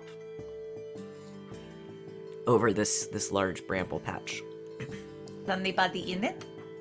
Hey, anyone up there? As soon as you shout, you hear "Shh." Hey, anyone up there? And from the basket, you hear in common, you, there, yes, Yes. you. Yeah. I need your help. I'm a bit stuck. Oh, okay. Hold on. And Damian will run up the side of the tower, if he can. You're gonna have to get through all the brambles first. I can Oh. fly up and, Yeah, we can and fly get, up. Yeah. get them Yeah. out. Yeah, and then you could feather fall them, right? Shh, you hear shushing from the basket. And quiet, All right. they'll hear you. I can fly up and then just carry him down. Brooks too. Yeah, I can also fly if you need to save a slot for anything. Oh no, mine are. No, I can just do that Oh, okay. with my boots. But if you don't Nice. want to take off your armor to be able to fly, Willoughby. Yeah. That would be ideal. Okay. Yeah, I'll use my winged boots to. I'll use 10-minute, or I have to use it in 1 minute durations. I think so, yeah. 1 minute out of the 4 hours that I can fly to fly up. Okay. Yeah, you fly up, and it's about 30 feet up. You look into the basket, and you see two creatures. One. Oh no, he's not in the basket. Just one creature. From where you are, you can see another creature that is sort of like down in the brambles. It is a bullywug, very clearly dead. No. That you can see from above. But in the basket, you see. I don't even know how to describe this guy. I'm gonna post his picture in the chat. He is a lavender, like purple colored fairy dragon. So he's very small. He's got a very distinguished mustache. And he's wearing gauntlets and has a belt with this intricate a sword in its sheath on it. That's what he looks like. Oh my god! Oh my god! I love him so friends. much. Look They're at that hot. chin. Oh no, he's hot. He's extremely handsome and Waluigi he's dragon. little. He's It's a small. little Waluigi dragon. And his thighs are so buff. I don't understand. His face is so chiseled. He's chiseled, but he's a little fairy dragon. So the sword, I'm trying to give like a size comparison, but so his sword would function like a dagger for you guys. Okay. He's small. I mean, he's almost as big as Willoughby. He's a little smaller than Willoughby, maybe. Tiny friend. And Tiny friend. He looks up at you and is like, huge. "Ah, my savior. Please help." Hello. Are you? Do you want help getting down? I would much appreciate it. I mean, you can see he's kind of like he's all like tangled up in like some of the strings and everything. Like he's like stuck in the basket. If I could just reach my sword, I could cut myself free. But as you can see, I'm in a bit of a bind. Oh, if you don't mind me using your sword, I can cut you free. I would love that, actually. Right. I will take the tiny sword. It's like a dagger size. You cut him free, and he Like a piece of steak. shakes his wings out a little bit and takes flight and sort of alights on the edge of the basket. Thank you, dear friend. What's your name? I am Sir Talavar. Sir Talamar? Talavar. Talavar. The sound. I'm Law. It's Sereia, Willoughby, Damian, Giselle. Yes. Wonderful. Thank you for the very timely rescue. If I may have my sword back, we should move away from this place before the briar snakes hear us and decide to briars? devour me. Is that what happened to your friend down there? Oh no, he fell. Brave and true Wigglewog, my pilot, who helped me escape my prison. May he rest in peace. Oh, poor Wigglewog. Yes, a true hero. Shall we land? Yes.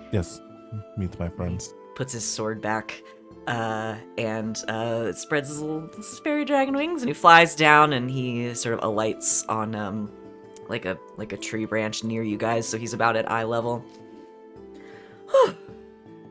Now we can speak freely. Hello, and thank you for the timely rescue. I am Sir Talavar, a knight of the Summer Queen. Of the who? Nice to meet you. The Summer Girl, Queen. curtsy. I am part of the Summer Summer Queen. Queen's court. Her loyal servant and knight. Yes, Well, nice to meet you. a pleasure, So- truly. Willoughby, a fellow knight. Willoughby salutes. He copies your salute. Well, thank you very much. Oh, it's been quite the adventure out here. We saw your balloon crash. Yes, unfortunately, we were shot down as we were making our escape. Sounds very dramatic. Who Where were- imprisoned you? Oh, that awful, vile hag, Bavlorna Blightstraw. She has her home in Downfall. Sounds like a lovely place. It is not. That was sarcasm. I understand. No. Honorable and brave Wigglewog.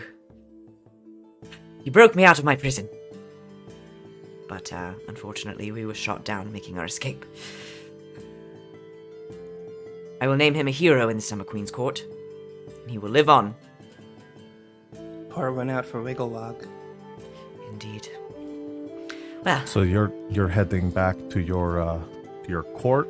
Where's that? yes, I must. Far from this dreadful place. The Summer Queen sent me. Zybilna, the Queen of Prismere. They are friends, as friendly as Fey royalty from different courts can be. And they hadn't had contact in quite a bit, so she sent me, Sir Talavar, to investigate. I must get back and tell her of the fall of Prismere. What did you find out? That's honestly kind of why we're why here. we're Oh, really? We're looking for Zybilna as well. That's good. Good to know. No, the coven, the Sisters' Coven, what do they call it? Something... The Hourglass Coven. 3 sisters. Bavlorna, one of them, I'm not familiar with the others, but they have done something horrible, some terrible magic. No one can get to the palace. No one can contact Zybilna. It's as if she's just locked herself away, or if she's been locked away or something, and they've taken Prismere and they've split it up into these 3 horrible realms. Is that why Wait a minute. the stuff There's that's... Hourglass in the Witchlight Carnival. Uh-huh. Yeah, Do we think that has something to do with the Hourglass Coven? it might. Quite possibly. But That's all I got. Something happened as we went through the mirror. I heard something in my head. And it said something. What was it? Was it the hither dither? So that makes sense. Like the places hither dither. That was on the back of the mirror, right? Well, the mirror had the incantation. But then in my head, it said something about mind the rule of 3. And something about like the future, present, past. Oh! What's an alicorn? Apologies? A what? An alicorn? Alicorn.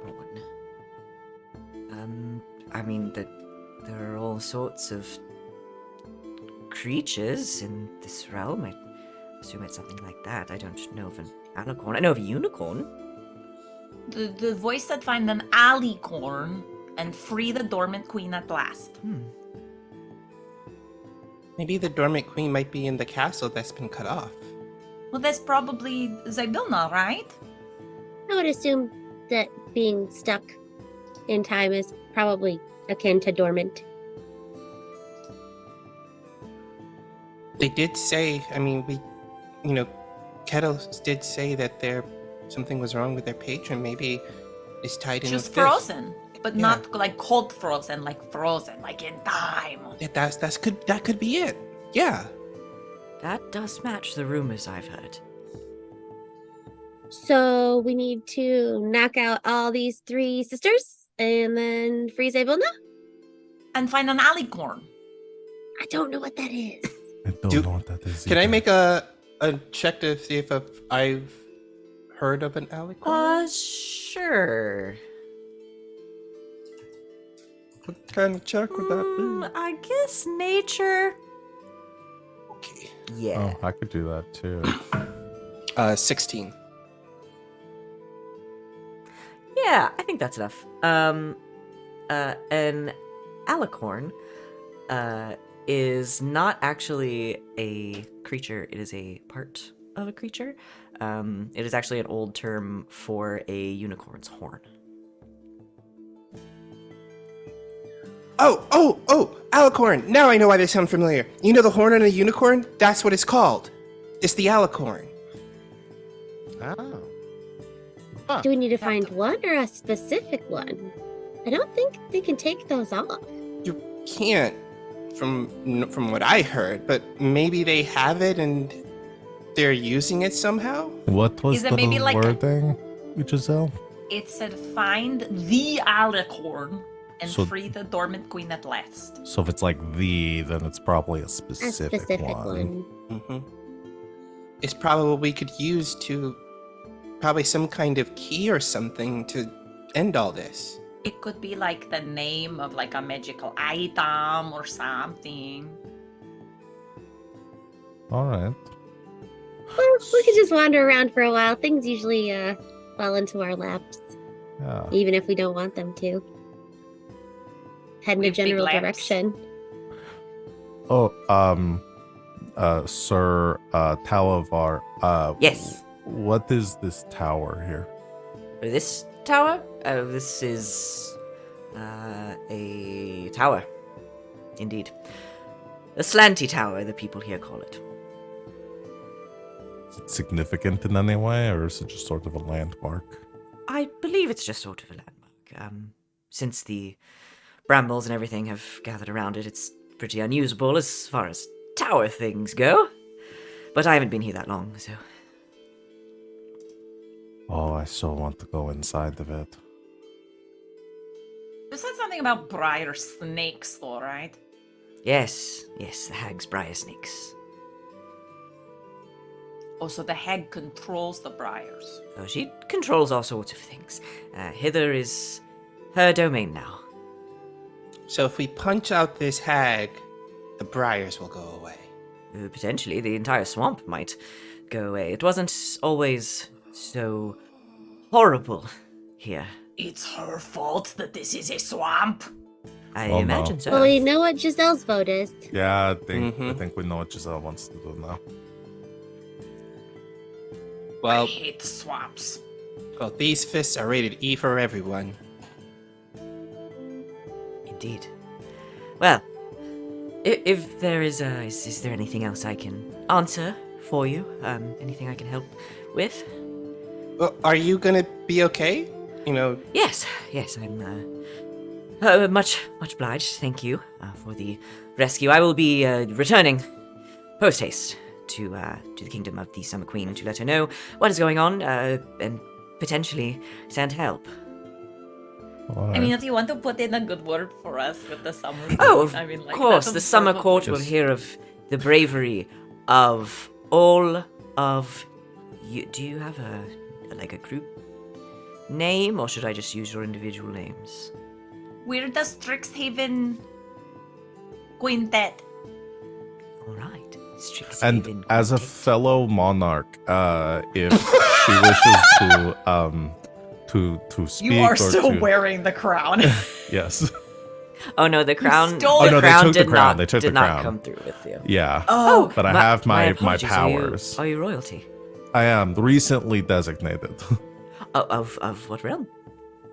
What was Of my the official title Witchlight. again? You're the Oh. Witchlight Monarch. I am the Witchlight monarch. Red tail. Well, my apologies, Your Highness. Of course. Your Highness. It is canon that whoever is crowned the Witchlight Monarch, that does actually matter in the Feywild. I love that. Apologies, Your Highness. Of course. They're pretty casual with it. I so am. It's all not good. like a big thing, but if your ruler is seeking an audience or wishes to speak, merely message one of my squires here to arrange such a meeting. Of course. I would suggest Sereia as she's the best event planner of our group. Yes, my royal I don't know titles. You're gonna need to work on that. All right. Like I said, What very are recent. all of us in your court? That's important. It's very recent, like 3 hours ago. Okay. Well, we'll come up with some titles and then we'll all like interview, for our like top 2, and then you can decide. I'm just going to check Wikipedia here, get some idea.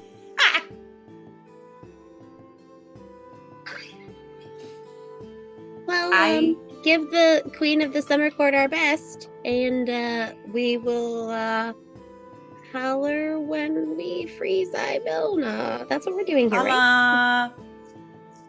Wonderful. Oh, here. And he unbuckles the sword and hands it over. As thanks for rescuing me. Oh, my goodness. thank you. Thank you. Takes the sword in their hand. Use it well. Are you sure you don't need it to get back? No, I'll be fine. Okay. Kind of small. I give it to Willoughby. Can I give him one of just my regular daggers? Sure. I feel bad leaving him unprotected. Sure. Thank you. I give the sword to Willoughby because it's Willoughby sized. I must be off. Thank you again for your help, Strixhaven Quintet. Shall we meet again? I hope it is under Yes, better please. circumstances and not in a swamp. And he sheaths the dagger Here.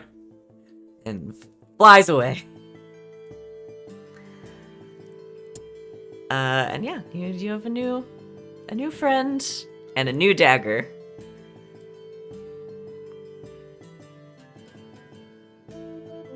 Well, That was pretty wild. I'm not going that to was lie. that was very interesting. I gotta admit. Mm-hmm. So, which direction should we go? Because, I mean, I'm hankering for a hag punching.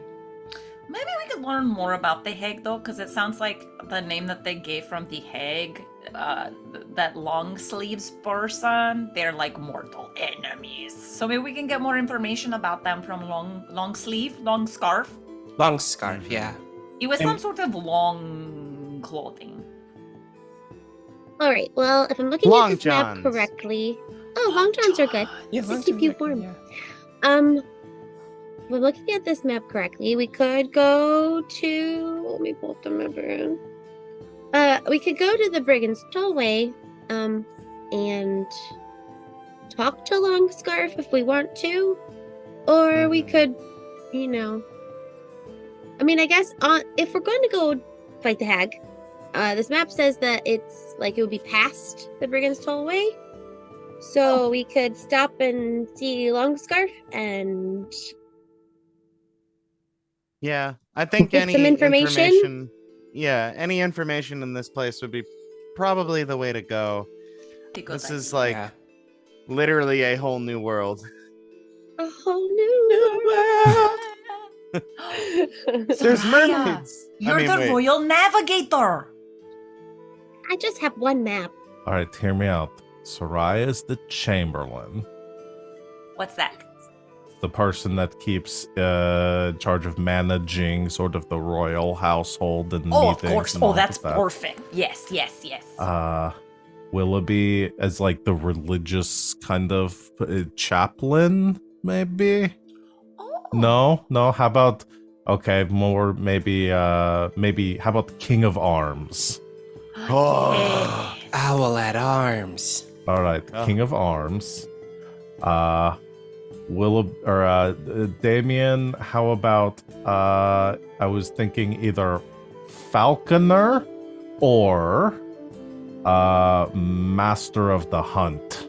I think Master of the Hunt would be better because I don't have a falcon. All right. I could And, become your falcon. You could? You'll Dual be the titles. falconer like on weekends. Yeah. Except I'll be a giant eagle, so it'll be more formidable. All right, and Giselle, you're the page.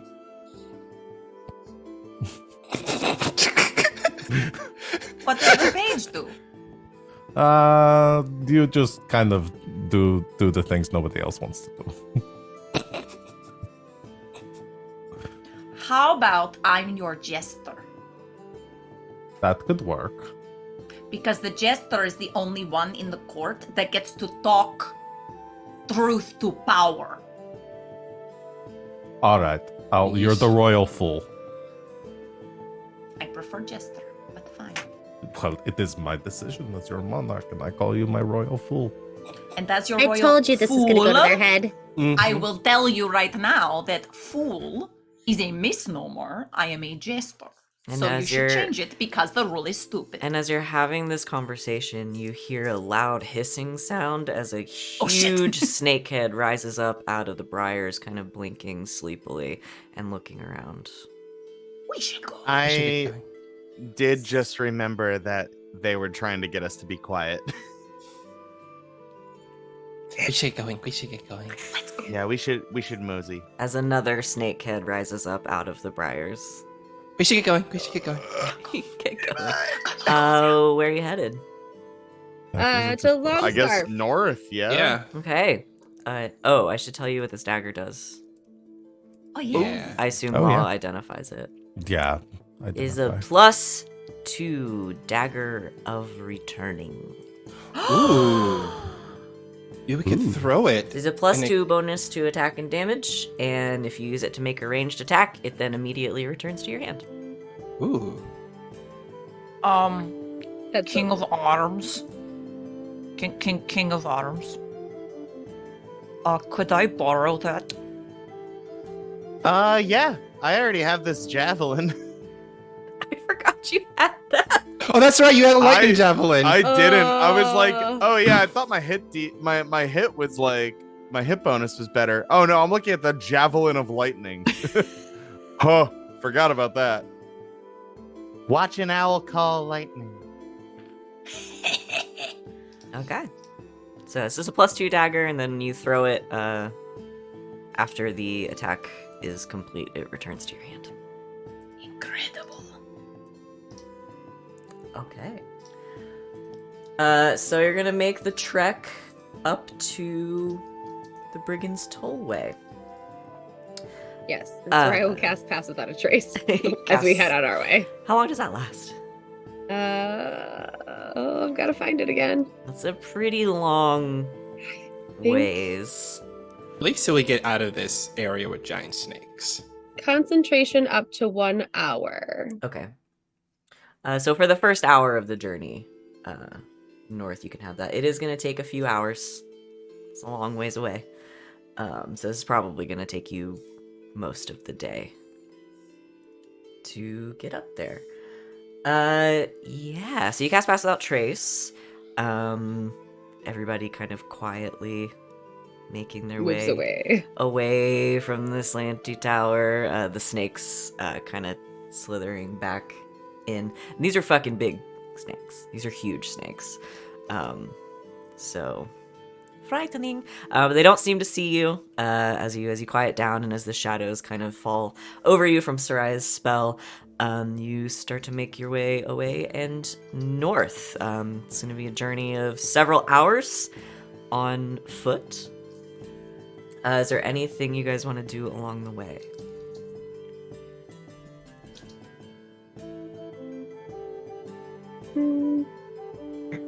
Soraya's kind of like investigating like the native plants and things, but nothing like crazy. Just taking note of things that she doesn't recognize. Okay. A lot of it you don't recognize. Some of it is like similar to things you would expect to find sort of in a swamp or like a marsh back at home, but it's all a little strange. Strange sights, strange smells. Yeah. Let's see. Okay. So as you walk, talking amongst yourselves and kind of figuring out what exactly you're going to do when you get to the Brigand's Tollways or what you want to ask and everything, you notice that as you go, it's been a couple of hours and it is still twilight. It is foggy and sort of hard to see, so you can't really see the sun, but there's still like a little bit of light sort of coming out from behind the clouds. It's been like 2 or 3 hours. Doesn't seem like the sun has moved. Hey, Damian. Yeah. Is this normal? Like the No. the light not changing around here? I mean, no. I mean, the sun rises and falls like it's normally supposed to be like, but I mean, we've been walking for a while. It doesn't even seem like anything's changing. That ever happened before when you were in the Feywild? Not that I remember. Maybe what's her name really likes this time of day. yeah, maybe it has something to do with the time thing they did. It kind of like froze everything into a perpetual twilight. I mean, I don't mind Twilight. It's a very good lighting for me. I know it really does give you that, magic hour kind of glow. Everybody looks so ethereal here. It's so true, right? Yeah. Look at how shiny it makes Willoughby's wings. Do a flip. Ooh. Willoughby Very looks majestic. Can I get one of you to roll me a d4, please? There's a first. Race. 2. Haha. 2. Oh boy. I was so hoping it would be this one. Oh no. Oh no. Willoughby, what did you do? No, this is great. Willoughby Wanderfoot strikes again. Great, this is great. It's great. It's great. This time we're all the victims. I gotta get to it.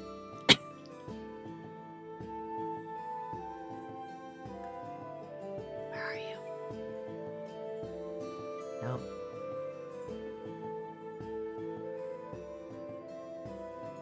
Ah, there it is.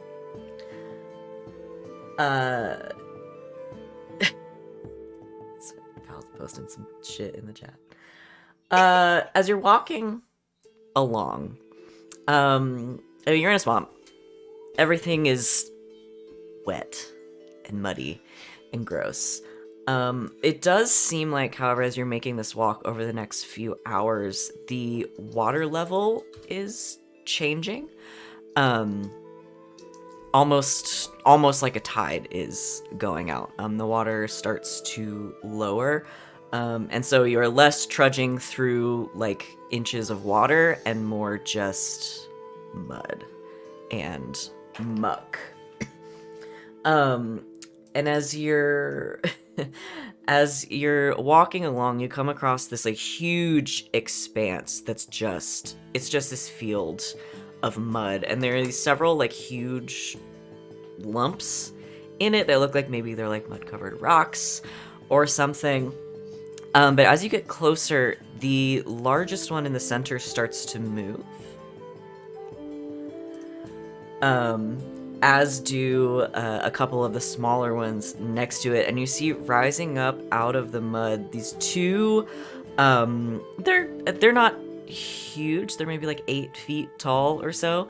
Like elemental creatures that are there's this strange mix between, and you guys have seen elementals before, this kind of strange mix between like the bulkier like earth elementals and like the more fluid like water elementals. They're just like Mud made of elementals. mud and muck, and behind them this absolutely gargantuan muck thing kind of rises up just a little bit, and you can see 2 eyes kind of looking at you now that the water level has exposed it a little bit more. Throw a Pokeball at it. And you hear this deep like grumbling voice as sort of the 2 smaller ones are kind of standing guard in front of it, and says, "Do you wish to pass?" Damian is already drawing this and sketching it down. Yes, please. Yeah. We have among our party the Witchlight monarch who wishes to pass through to gain an audience with long scarf. Then you must play our game. Oh, we love games. Is it checkers? A simple guessing game. Oh, we're really good at these. Mental checkers. Checkers. Yes. One guess per guest. Guess correctly. So we get 5 guesses. You pass. Guess wrong. We'll see. Are you gonna eat us? An interesting That question. wasn't the guess. No. That will be our question then. What is my favorite food? Oh, sorry, before we begin, are we allowed to confer with the other guests in order to assist them, or must they do this on their own? I suppose you can confer. Thank you.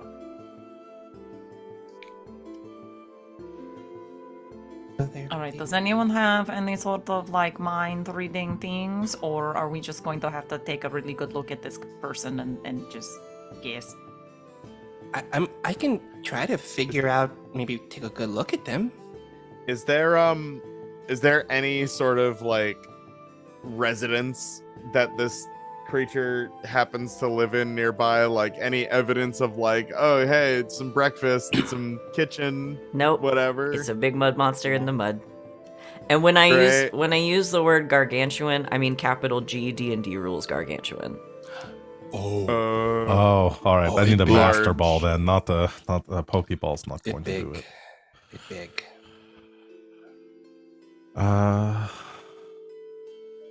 Sereia, you're pretty good with like creatures and stuff, right? I think, yeah, so a monster is considered gargantuan when it is at least 32 feet tall. Oh. 32 to 64. It's a straight up kaiju. It's Got it. big. It's a building. Yeah, essentially. And you can't see all of it, but you can tell. Like, this thing is massive. And it's made of mud? Seems like it. All right. Brains together. What does mud eat? Oh. Mud doesn't eat anything. Yeah, my gut More is that mud. it either Water. doesn't or it'll eat something in the water. Or the water. Or us. Maybe it eats fish. Oh! Adventurers that get the question wrong. Ooh. That's a good one. That's a good one. one. That's a good one. Yeah. All right. I think that's one solid answer to lock in. We can do what? 4 more? Maybe it eats like. Wait, let's clarify though. Excuse me, one more clarification. Do we all answer the same question, or will you give us all a separate question? Oh, the same question. Okay, thank you. What is my But we don't favorite all food? need to get it right. Just one of Correct. us does. Okay. Yes. Are we going to continue to litigate this, or can we just play the game? All right. I feel like Of we've one course. solved and the rest of us can bullshit if that one doesn't work. Okay. Okay. Willoughby, it was your answer, so do you want to go first? Adventurers that get the question wrong? No. Oh, good. Phew. Shucks. At least they'll take no pleasure in eating us if that's the case. Well, just because something isn't my favorite food doesn't mean I don't enjoy it. Yeah, it was just wishful thinking. A good guess, but no. Thank you. Confers back with the others. Okay, this is a bit of a maybe it's something like what the bandits were going to take from us.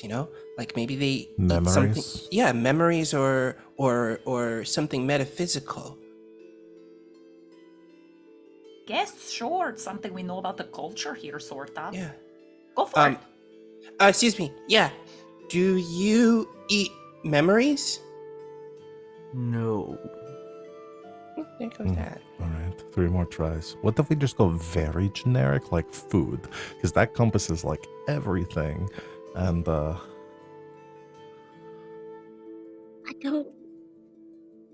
don't think it's gonna be that simple.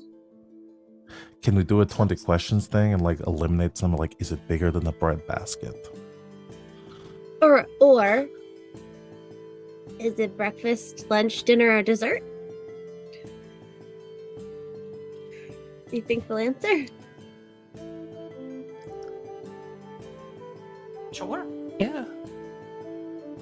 Is it possible to narrow it down to a breakfast, lunch, dinner, or dessert food? I could eat this for every meal.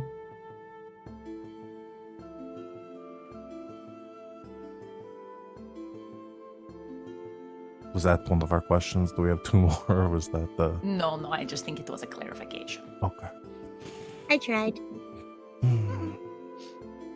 Soraya, though, do you know anything special about elementals? Like, is there something in particular that, like, elementals like to eat? I don't know. Can I roll a check for this? Yeah, make a nature check. Oh, that's 24. Okay.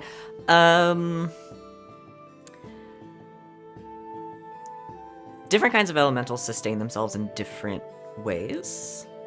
But generally, at least the smaller ones, the lesser ones that you know, they're not really creatures that like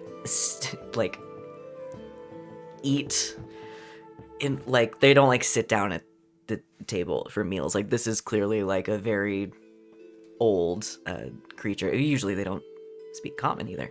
But elementals typically look to the element that they're made of to sustain themselves. Which is why if you put water on a fire elemental, it goes bad for the fire elemental. But if you were to use fire on it, you're probably only helping its situation. You mean to tell me we're overthinking this? I would never tell you that. I think the answer is just mud or earth. Yeah. That's what Soraya's gonna be like, I think I've got it. And she's gonna like get down into the muck and she's gonna like form a mud pie. Because that's the only food that I can think of. Or like dirt cups, but I don't think they've got fake worm, little gummy worms here. But we do have the bag of never-ending candy. We could put some gummy worms in there. Yes. Give me the bag of never-ending candy. Put some gummy worms on top of this take mud a gummy pie. worm out, put it on top. So you make a mud pie. Then present it to him. This tendril sort of comes off of him and snakes down and snatches it, and he throws it into his mouth. You may pass. His favorite food's mud pies. Amazing. And now he's not going to let anybody pass who doesn't put gummy worms on top of them. And now you Yeah, don't he's have to like, fight. It actually has quite a good flavor. Yeah, we've ruined the riddle for any future. It's like in Mario Party where you like pass the thwomp and you pay way too much and you just screw everybody else out of it. It was dirt cups or mud pies. Those were going to be my only guess. His favorite food is mud pies. Congratulations, you cute. solved my mud riddle. We did it. We did it. And he sort of nods very, very gently to the other two elementals, who sort of nod at you, and they sink back down to the mud. And he kind of relaxes back into the mud, and you don't have to fight an Ogremok. Ooh. Oh. I'm sorry, what? My favorite gargantuan elemental. Oh. Okay. Because if you all guess wrong, you have to fight him. Good thing we guessed right. I call this encounter Mud Monsters. But yeah, he settles back down into the mud and lets you pass on through. Okay, onward. Chat says we should have guessed mochi. I know. Mochi is Loves good. mochi. I mean, he probably likes mochi. Is it his favorite food? No, that's mud pies. Yay, you solved my mud puzzle. Anything else you want to do before moving on? No, we did it. I'm proud of us. Okay. I was really worried there when that thing came up out of the ground. I was like, what? I'm so proud you figured it out. Man, now I want a dirt cup. Those are so good. Mudslide would also good. Yeah. Ooh. All right, so you continue north. You travel for a couple more hours. Again, it remains twilight. Somebody else roll me a d4. I'll roll d4. 3. Okay.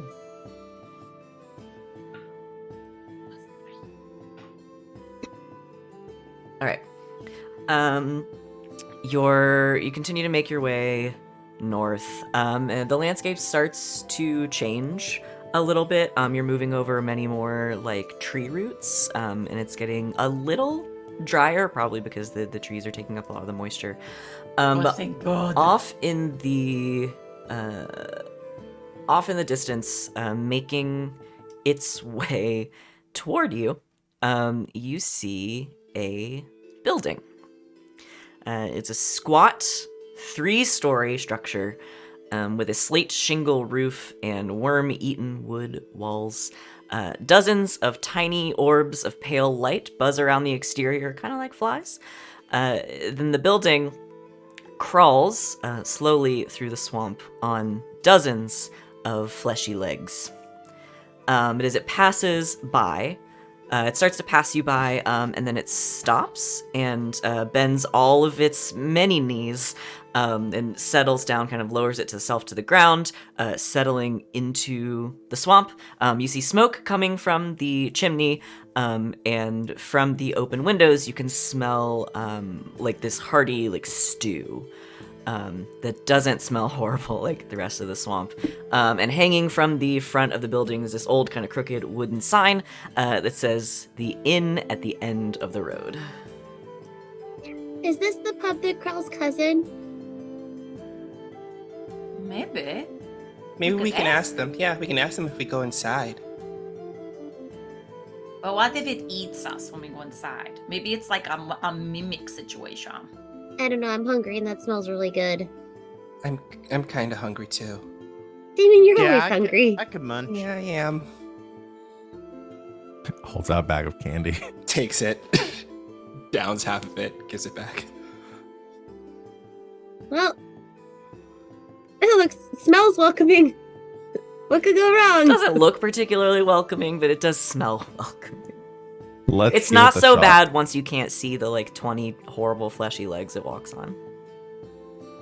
All right, let's knock. Damian will knock on the door of the inn. Okay. Yeah, you knock on the door, and just about the time you knock, it swings open, and you see a couple people say, "Oh, excuse me." They have like packs on their back, and they just they leave the inn, and sort of wander off into the swamp, and you hear sort of an elderly female voice from inside say, "Take care, take care." Oh. New travelers. Come in, sit down. Thank you. As you walk into the inn, the door kind of gently shuts behind you, and it's very nice in here. It's old. The wood is all kind of worn, but well worn, as if it is a well loved place. There are sort of mismatched tables sitting around, and behind the bar, where there are several bottles of different things. There's like a teapot, and there's a little like hearth with a big cauldron on it, with where the stew smell is probably coming from. You see the proprietor, the innkeeper, an elderly woman, very gently pointed ears, tan skin, long braided hair that clearly was blonde at one point and is now gray and silver. Just wearing very simple, kind of like brown clothes, breeches and a tunic and apron tied around her waist. She says, "Hello, welcome to the inn at the end of the road. Hello. May I get you something to eat?" Oh yes, Oh. please. That stew smells delicious. All right. Meat is all right with everyone. Yes. No no vegetarians. I have a vegetable stew as well. Oh, that's so thoughtful. Meat is fine with me. Yes, yes. A question. Oh, of If course. we eat this food, and I don't mean for this to be offensive, we're new here. If we eat this food, are we stuck in this realm forever? No, I don't believe that's ever happened. My stew's good. I don't think it's that good. Oh, okay. Insight check. Okay. She actually doesn't believe her stew's that good. We need to give her some affirmations. So yeah. Well, I rolled a natural 20. Okay. So 19. She seems like a very nice old lady who just wants to provide a service for the people who find themselves stuck in this horrible swamp. Oh, that's Her sweet. love language is feeding people. Got it. Exactly. Yeah, Got it. I trust her Acts of implicitly. service. Is she Kaladeshi, perhaps?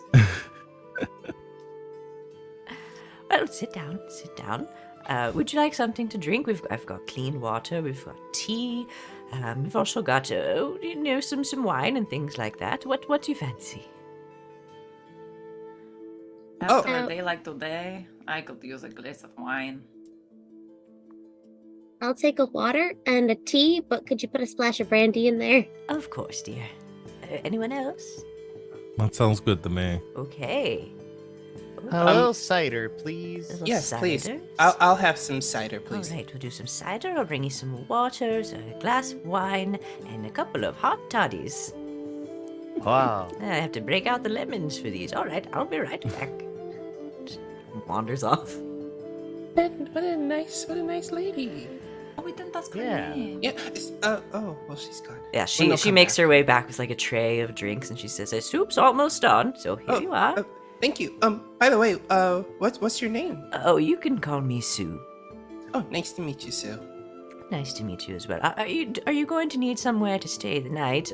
My last guests have left, so the rooms are free. Oh well, we're Good kind of idea. yeah, we're pretty much traveling north right now.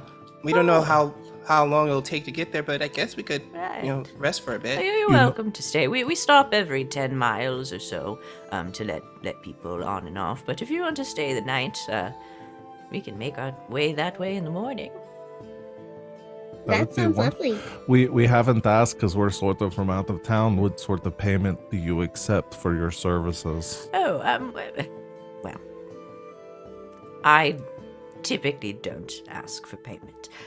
Though generally, if you're new here, most people here are going to be pretty strict on their, what do they call it? It's the rule of reciprocity. So, it's not so much a money situation, but more of a, if someone does you a kindness, you repay them. But I don't generally take payment, but if you have any fun trinkets or just little bits and bobs I like, and she's got like these shelves all around, sort of like the top, like near the ceiling, of just like all these different little like trinkets and knickknacks and stuff. Oh my Oh, god. you've She talked collects Funko Pops. She's got a whole shelf of Funko Pops.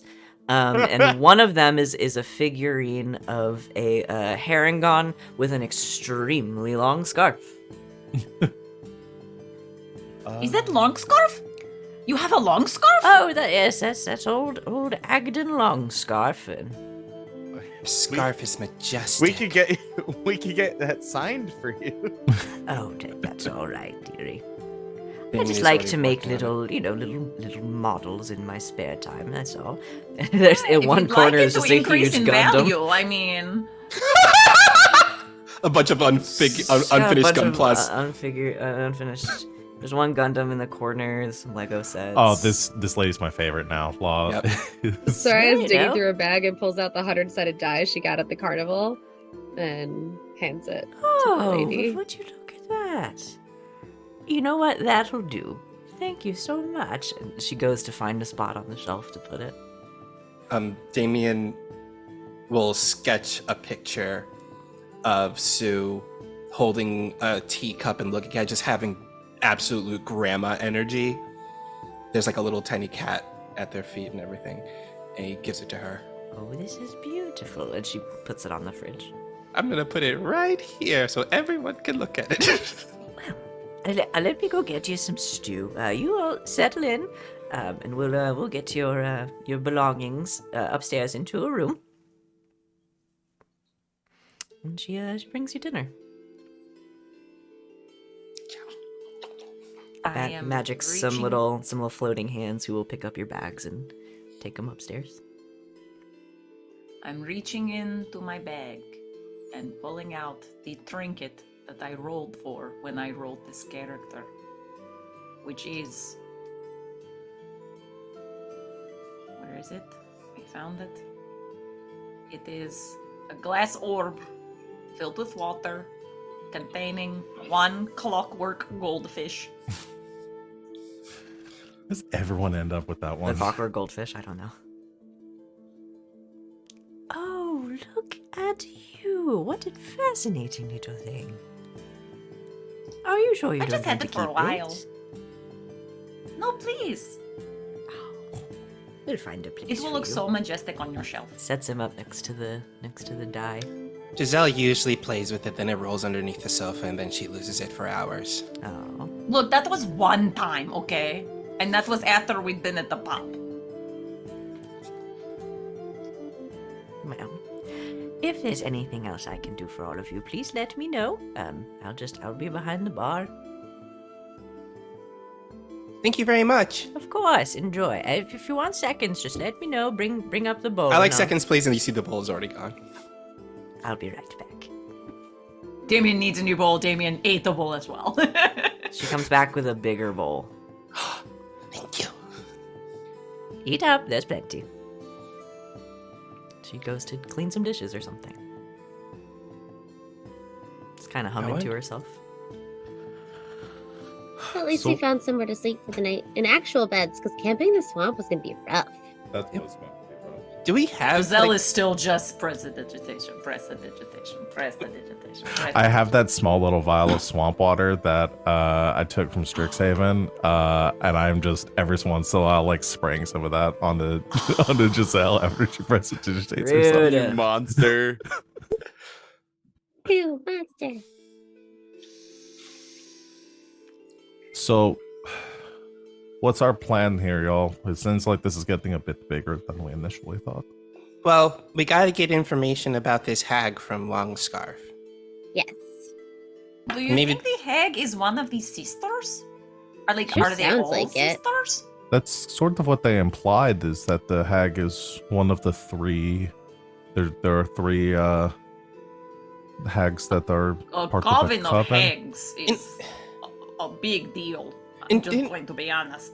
And didn't they say? I don't remember. Didn't we hear that that Witch and Light got the carnival from someone else? Maybe they're kind of tied in with that. They said, was that in Prismere that they made that trade? Like they were here and made a trade so they could take the carnival in our world, and somebody else was stuck here. Someone was think stuck so. in the Shadowfell. Oh, Yeah, in the yeah, the Shadowfell. Shadowfell. Yeah, it was Shadowfell. I think. Right. Because I don't know why they would want to do business with the three hags, because isn't their patron Zybilna as well? Well, Kettle's patron was Zybilna. Was it? I Oh, thought no, they theirs said was that as they- well. Yeah, I think more than one person. Yeah, you might be right. I think I remember there being that they all had the same patron. Ask Rachel. She takes very good notes. Who's Rachel? I could go back through them. But I think that Witch and Light had the same.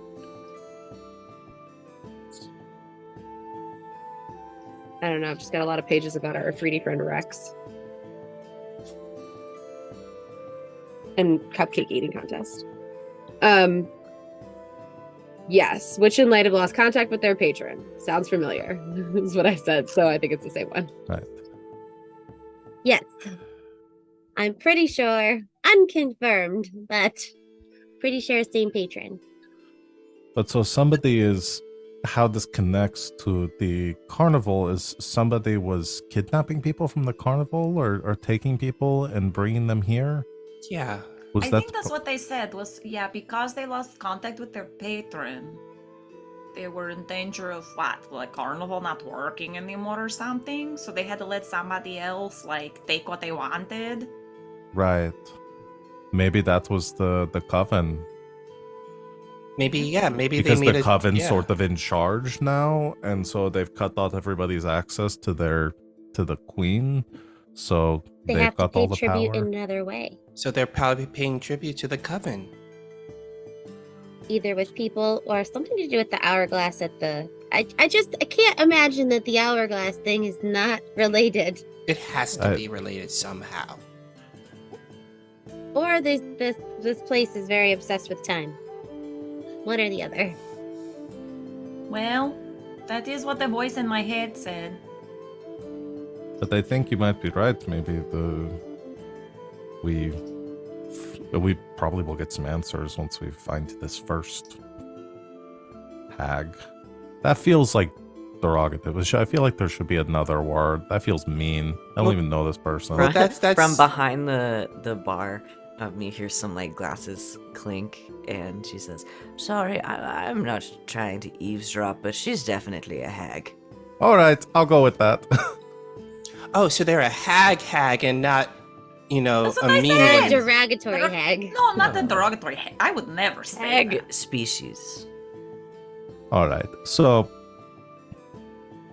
I suppose we'll learn more. Maybe they're the ones that took the people from the carnival for whatever So, reason.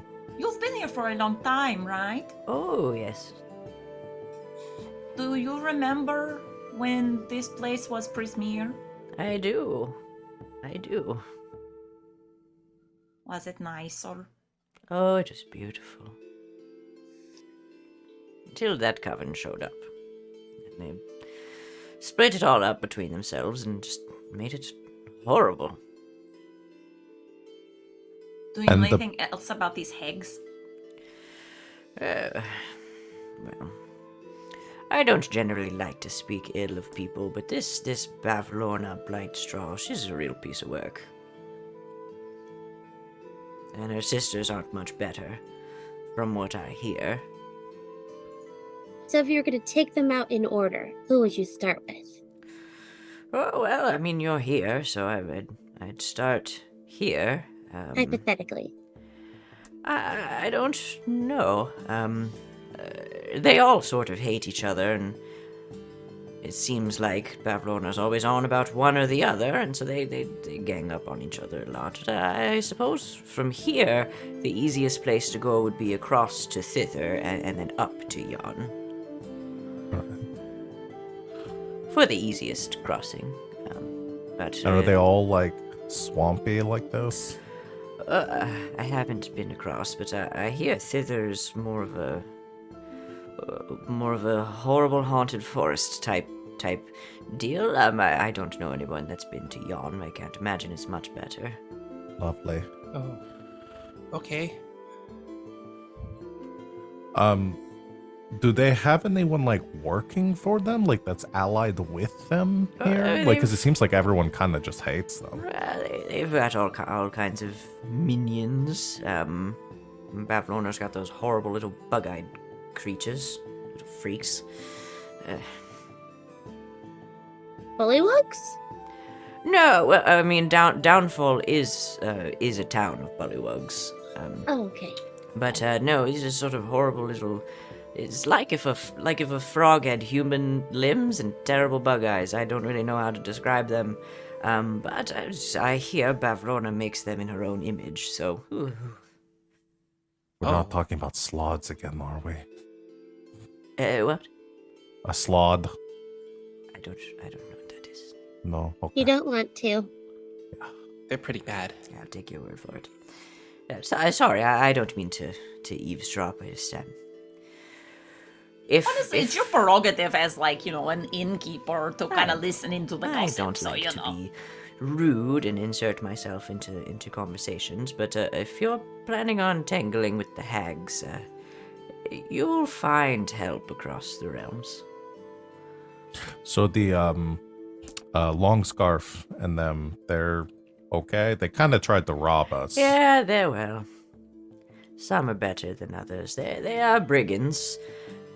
They leave me well enough alone. We have an arrangement. But Agden is really just doing his best. I mean, they were all here when this area of Prismia became hither. So they had lost their homes and some loved Had to ones. make and, do. Yeah, they're doing their best. I try not to judge. So what you're saying, if we needed to recruit an army, we could do it. I don't know if I'd call it an army, but there are folks out there that might be friendly to your cause. What brings you here in the first place? I touched a mirror. Oh, that happens a lot. I read an incantation. That also happens a lot. Also, we were trying to get here. We were trying Yeah. to find some fauna. yeah, people have been going missing where we're from, and it all came back to here. We're looking at. Oh, have you seen a displacer beast kitten? Displacer beast kitten? No, no, I don't believe so. Or a large bugbear. I have seen a few bugbears in my time. Not Was not his name not Hurley? His name was it Burley or Hurley that we're missing? He's Hurley, the one that's missing. Okay. No, not recently. God, I remember the name. You did. Hey. But yes, you'll find. You'll find with the right words, I think people will be sympathetic. Most of us just want Zybilna back and things to go back to the way they were. So that's Was it- what we're hoping to do. Zybilna was pretty chill. So yes, she could be intense, but she was fair, and made this a safe place, especially for the children. Oh boy. The children aren't safe now? Well, technically her magic still stands, so they can't be harmed. But, once the hags took over, I don't imagine they're having the best time. Well, sounds like we we're need to on. stop them. Sounds like we're on the right track up to the tollway. See if we can recruit some of the long scarf people to help us out. That's the children. Again, we're looking for a displacer beast kitten. Is there a place where children that get brought here are? Well, strictly speaking, if they're in danger, Zybilna's magic does sort of squirrel them away in their own little safe dimension. So they are well taken care of wherever they are. I don't imagine these hags have the most maternal instincts, but they're not here. They're across in thither with one of the sisters. Maybe if we go to thither, we may get a lead on where the children, where the kitten is at. We may find out more in Downfall. So Yeah. Perhaps. Oh, what about, people in weird, freaky pig masks? Pig. Huh? I forgot about that. Do I know about this? Let me see. Let me check. Pulls out a script. Go through my brain. Line? Do I know this? No. No masks. Bavrona's little creatures tend to just be as they are. All right. Hideous. Terrible. Maybe that's a Pointed teeth. minion of one of the other hags. Oh, they Maybe. do all have their own sort of creatures. I don't know. Subjects is probably what they would call them. Whatever. We're not big fans.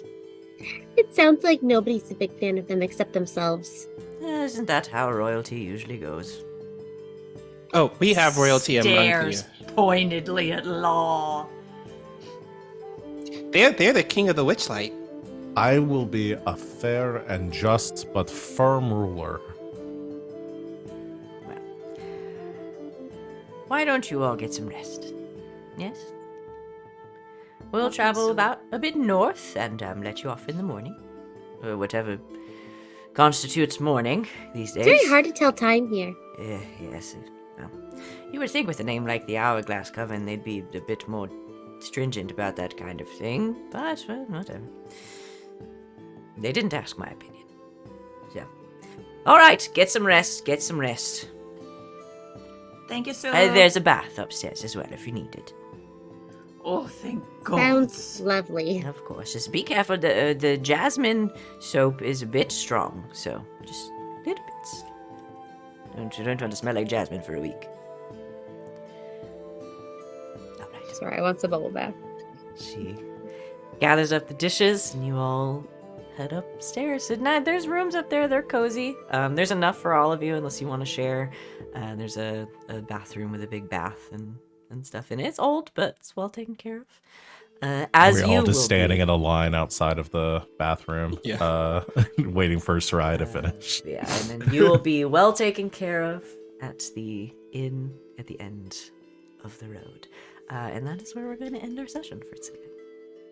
You've met my favorite NPCs from this section. 3 more hours.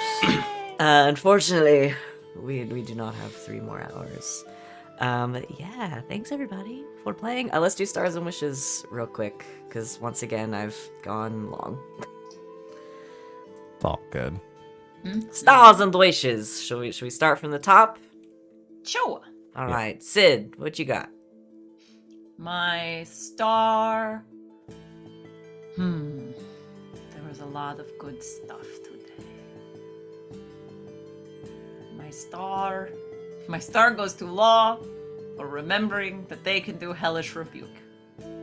Yep, that's it. It was a lovely moment. I love it. The Hellish Rebuke.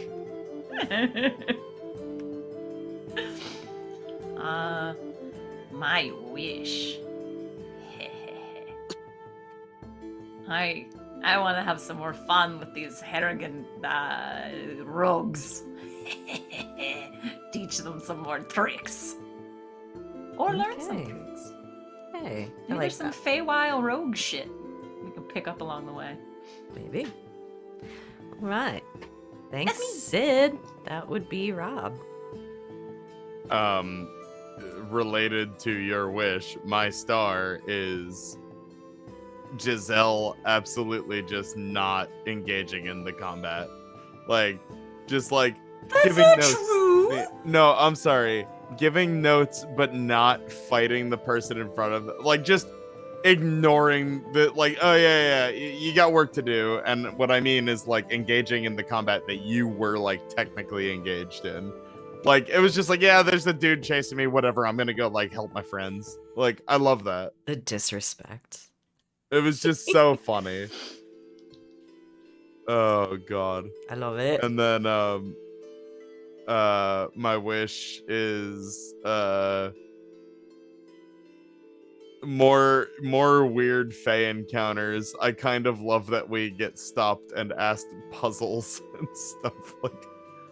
I've never really played a campaign that takes any place at all in the Feywild, so I just love the weird bullshit. I love it. I'm glad. So more weird bullshit. That Weird bullshit, that I can weird provide. Yay. Always provide weird bullshit. Thanks, Rob. Who's next? Rachel's That's next. me. My star is gonna go to Damian for cool monk shit. That was just literally catching the arrow, throwing it back, killing the guy, knocking another one out of the air. That was just really fun. I'm so glad you finally got to do cool monk shit. Yeah. And then a second baby star for Law leaning into the monarchy 3 hours after they were incredibly uncomfortable with being the Witchlight monarch. It was just oh wait, no, I'm cool with this. It's just really funny. And my wish is, I don't know, more friends in the Feywild.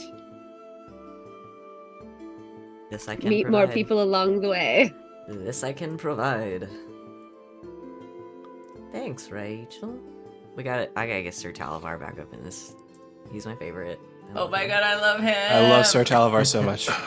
Val? I mean, my start of the GM has to go for for Sir Talavar, because Sir Talavar is awesome. I love Sir Talavar. But my star is going to go to Willoughby Wanderfoot, Oath of the Family, and the summoning of your brothers and sisters to the spirits of your brothers and sisters to help. Hey, if you have an army of siblings, yeah. In my mind, there were 3 spirits, and I literally rolled a d20 to see which 3 they were. Ah, So it was Wilbur, Willis, and Ren. yeah. hey, I love it. I love that. Oh, I didn't think about my wish.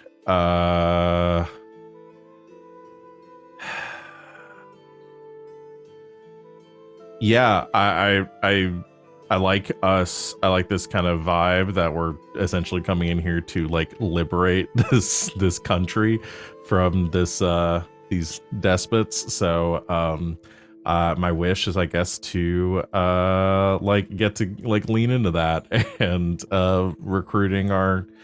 You said you weren't going to give us an army of NPCs. My goal is to get us an army of NPCs behind us to storm the castle. I think that'll be fun. All right. I love it. Wally. My star. Oh boy, so many good ones today. My star has to go with Sereia just giving them the mud pie, because it was the most simplest answer. And they didn't even answer it by like saying, "Is it mud?" No, they specifically made them a mud pie and gave it to them. That was great. And I gotta feel tell like- you guys, that is the answer. If you just say mud, Is it actually? it's actually the Oh, answer. that's Yeah. awesome. That's so great. That's so amazing. great. You guys just fucking did that one. I kind of have a 2 wishes. Mm-hmm. One, I want to hit level 20. That's my one wish. I want to get like to high level shit with this, where Sure. like is one wish I have, because I've never gotten to a level 20 campaign, and I feel like this is the vibe we may be going with.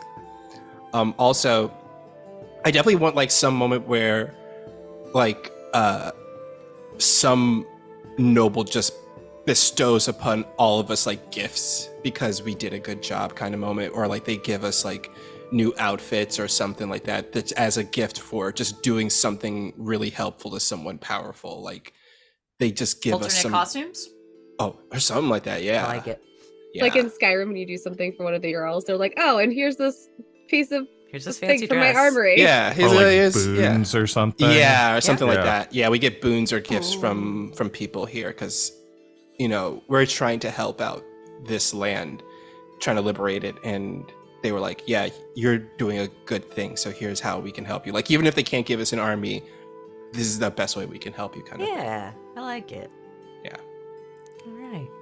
Anything else? Nope, that's it. Anything else from anyone else? Well, okay. Then we will end there for today. Thanks everybody for hanging out with us. Hope you guys. Oh my gosh, really on. Morning. Needs more caffeine. Thanks for hanging out with us, though, everybody. I hope you guys are having as much fun as I am. Because I love this weird shit. It's great, and I'm glad everybody is having a good time. We will not be back next week for game. We are off next Saturday, so we will be back in 2 weeks to pick back up with the Strixhaven Quintet here. So yeah, come join us tonight, 5 p.m. Eastern Time, for Saturday night's Award 47. But until then, good game and good defending the realm. Internet. Goodbye.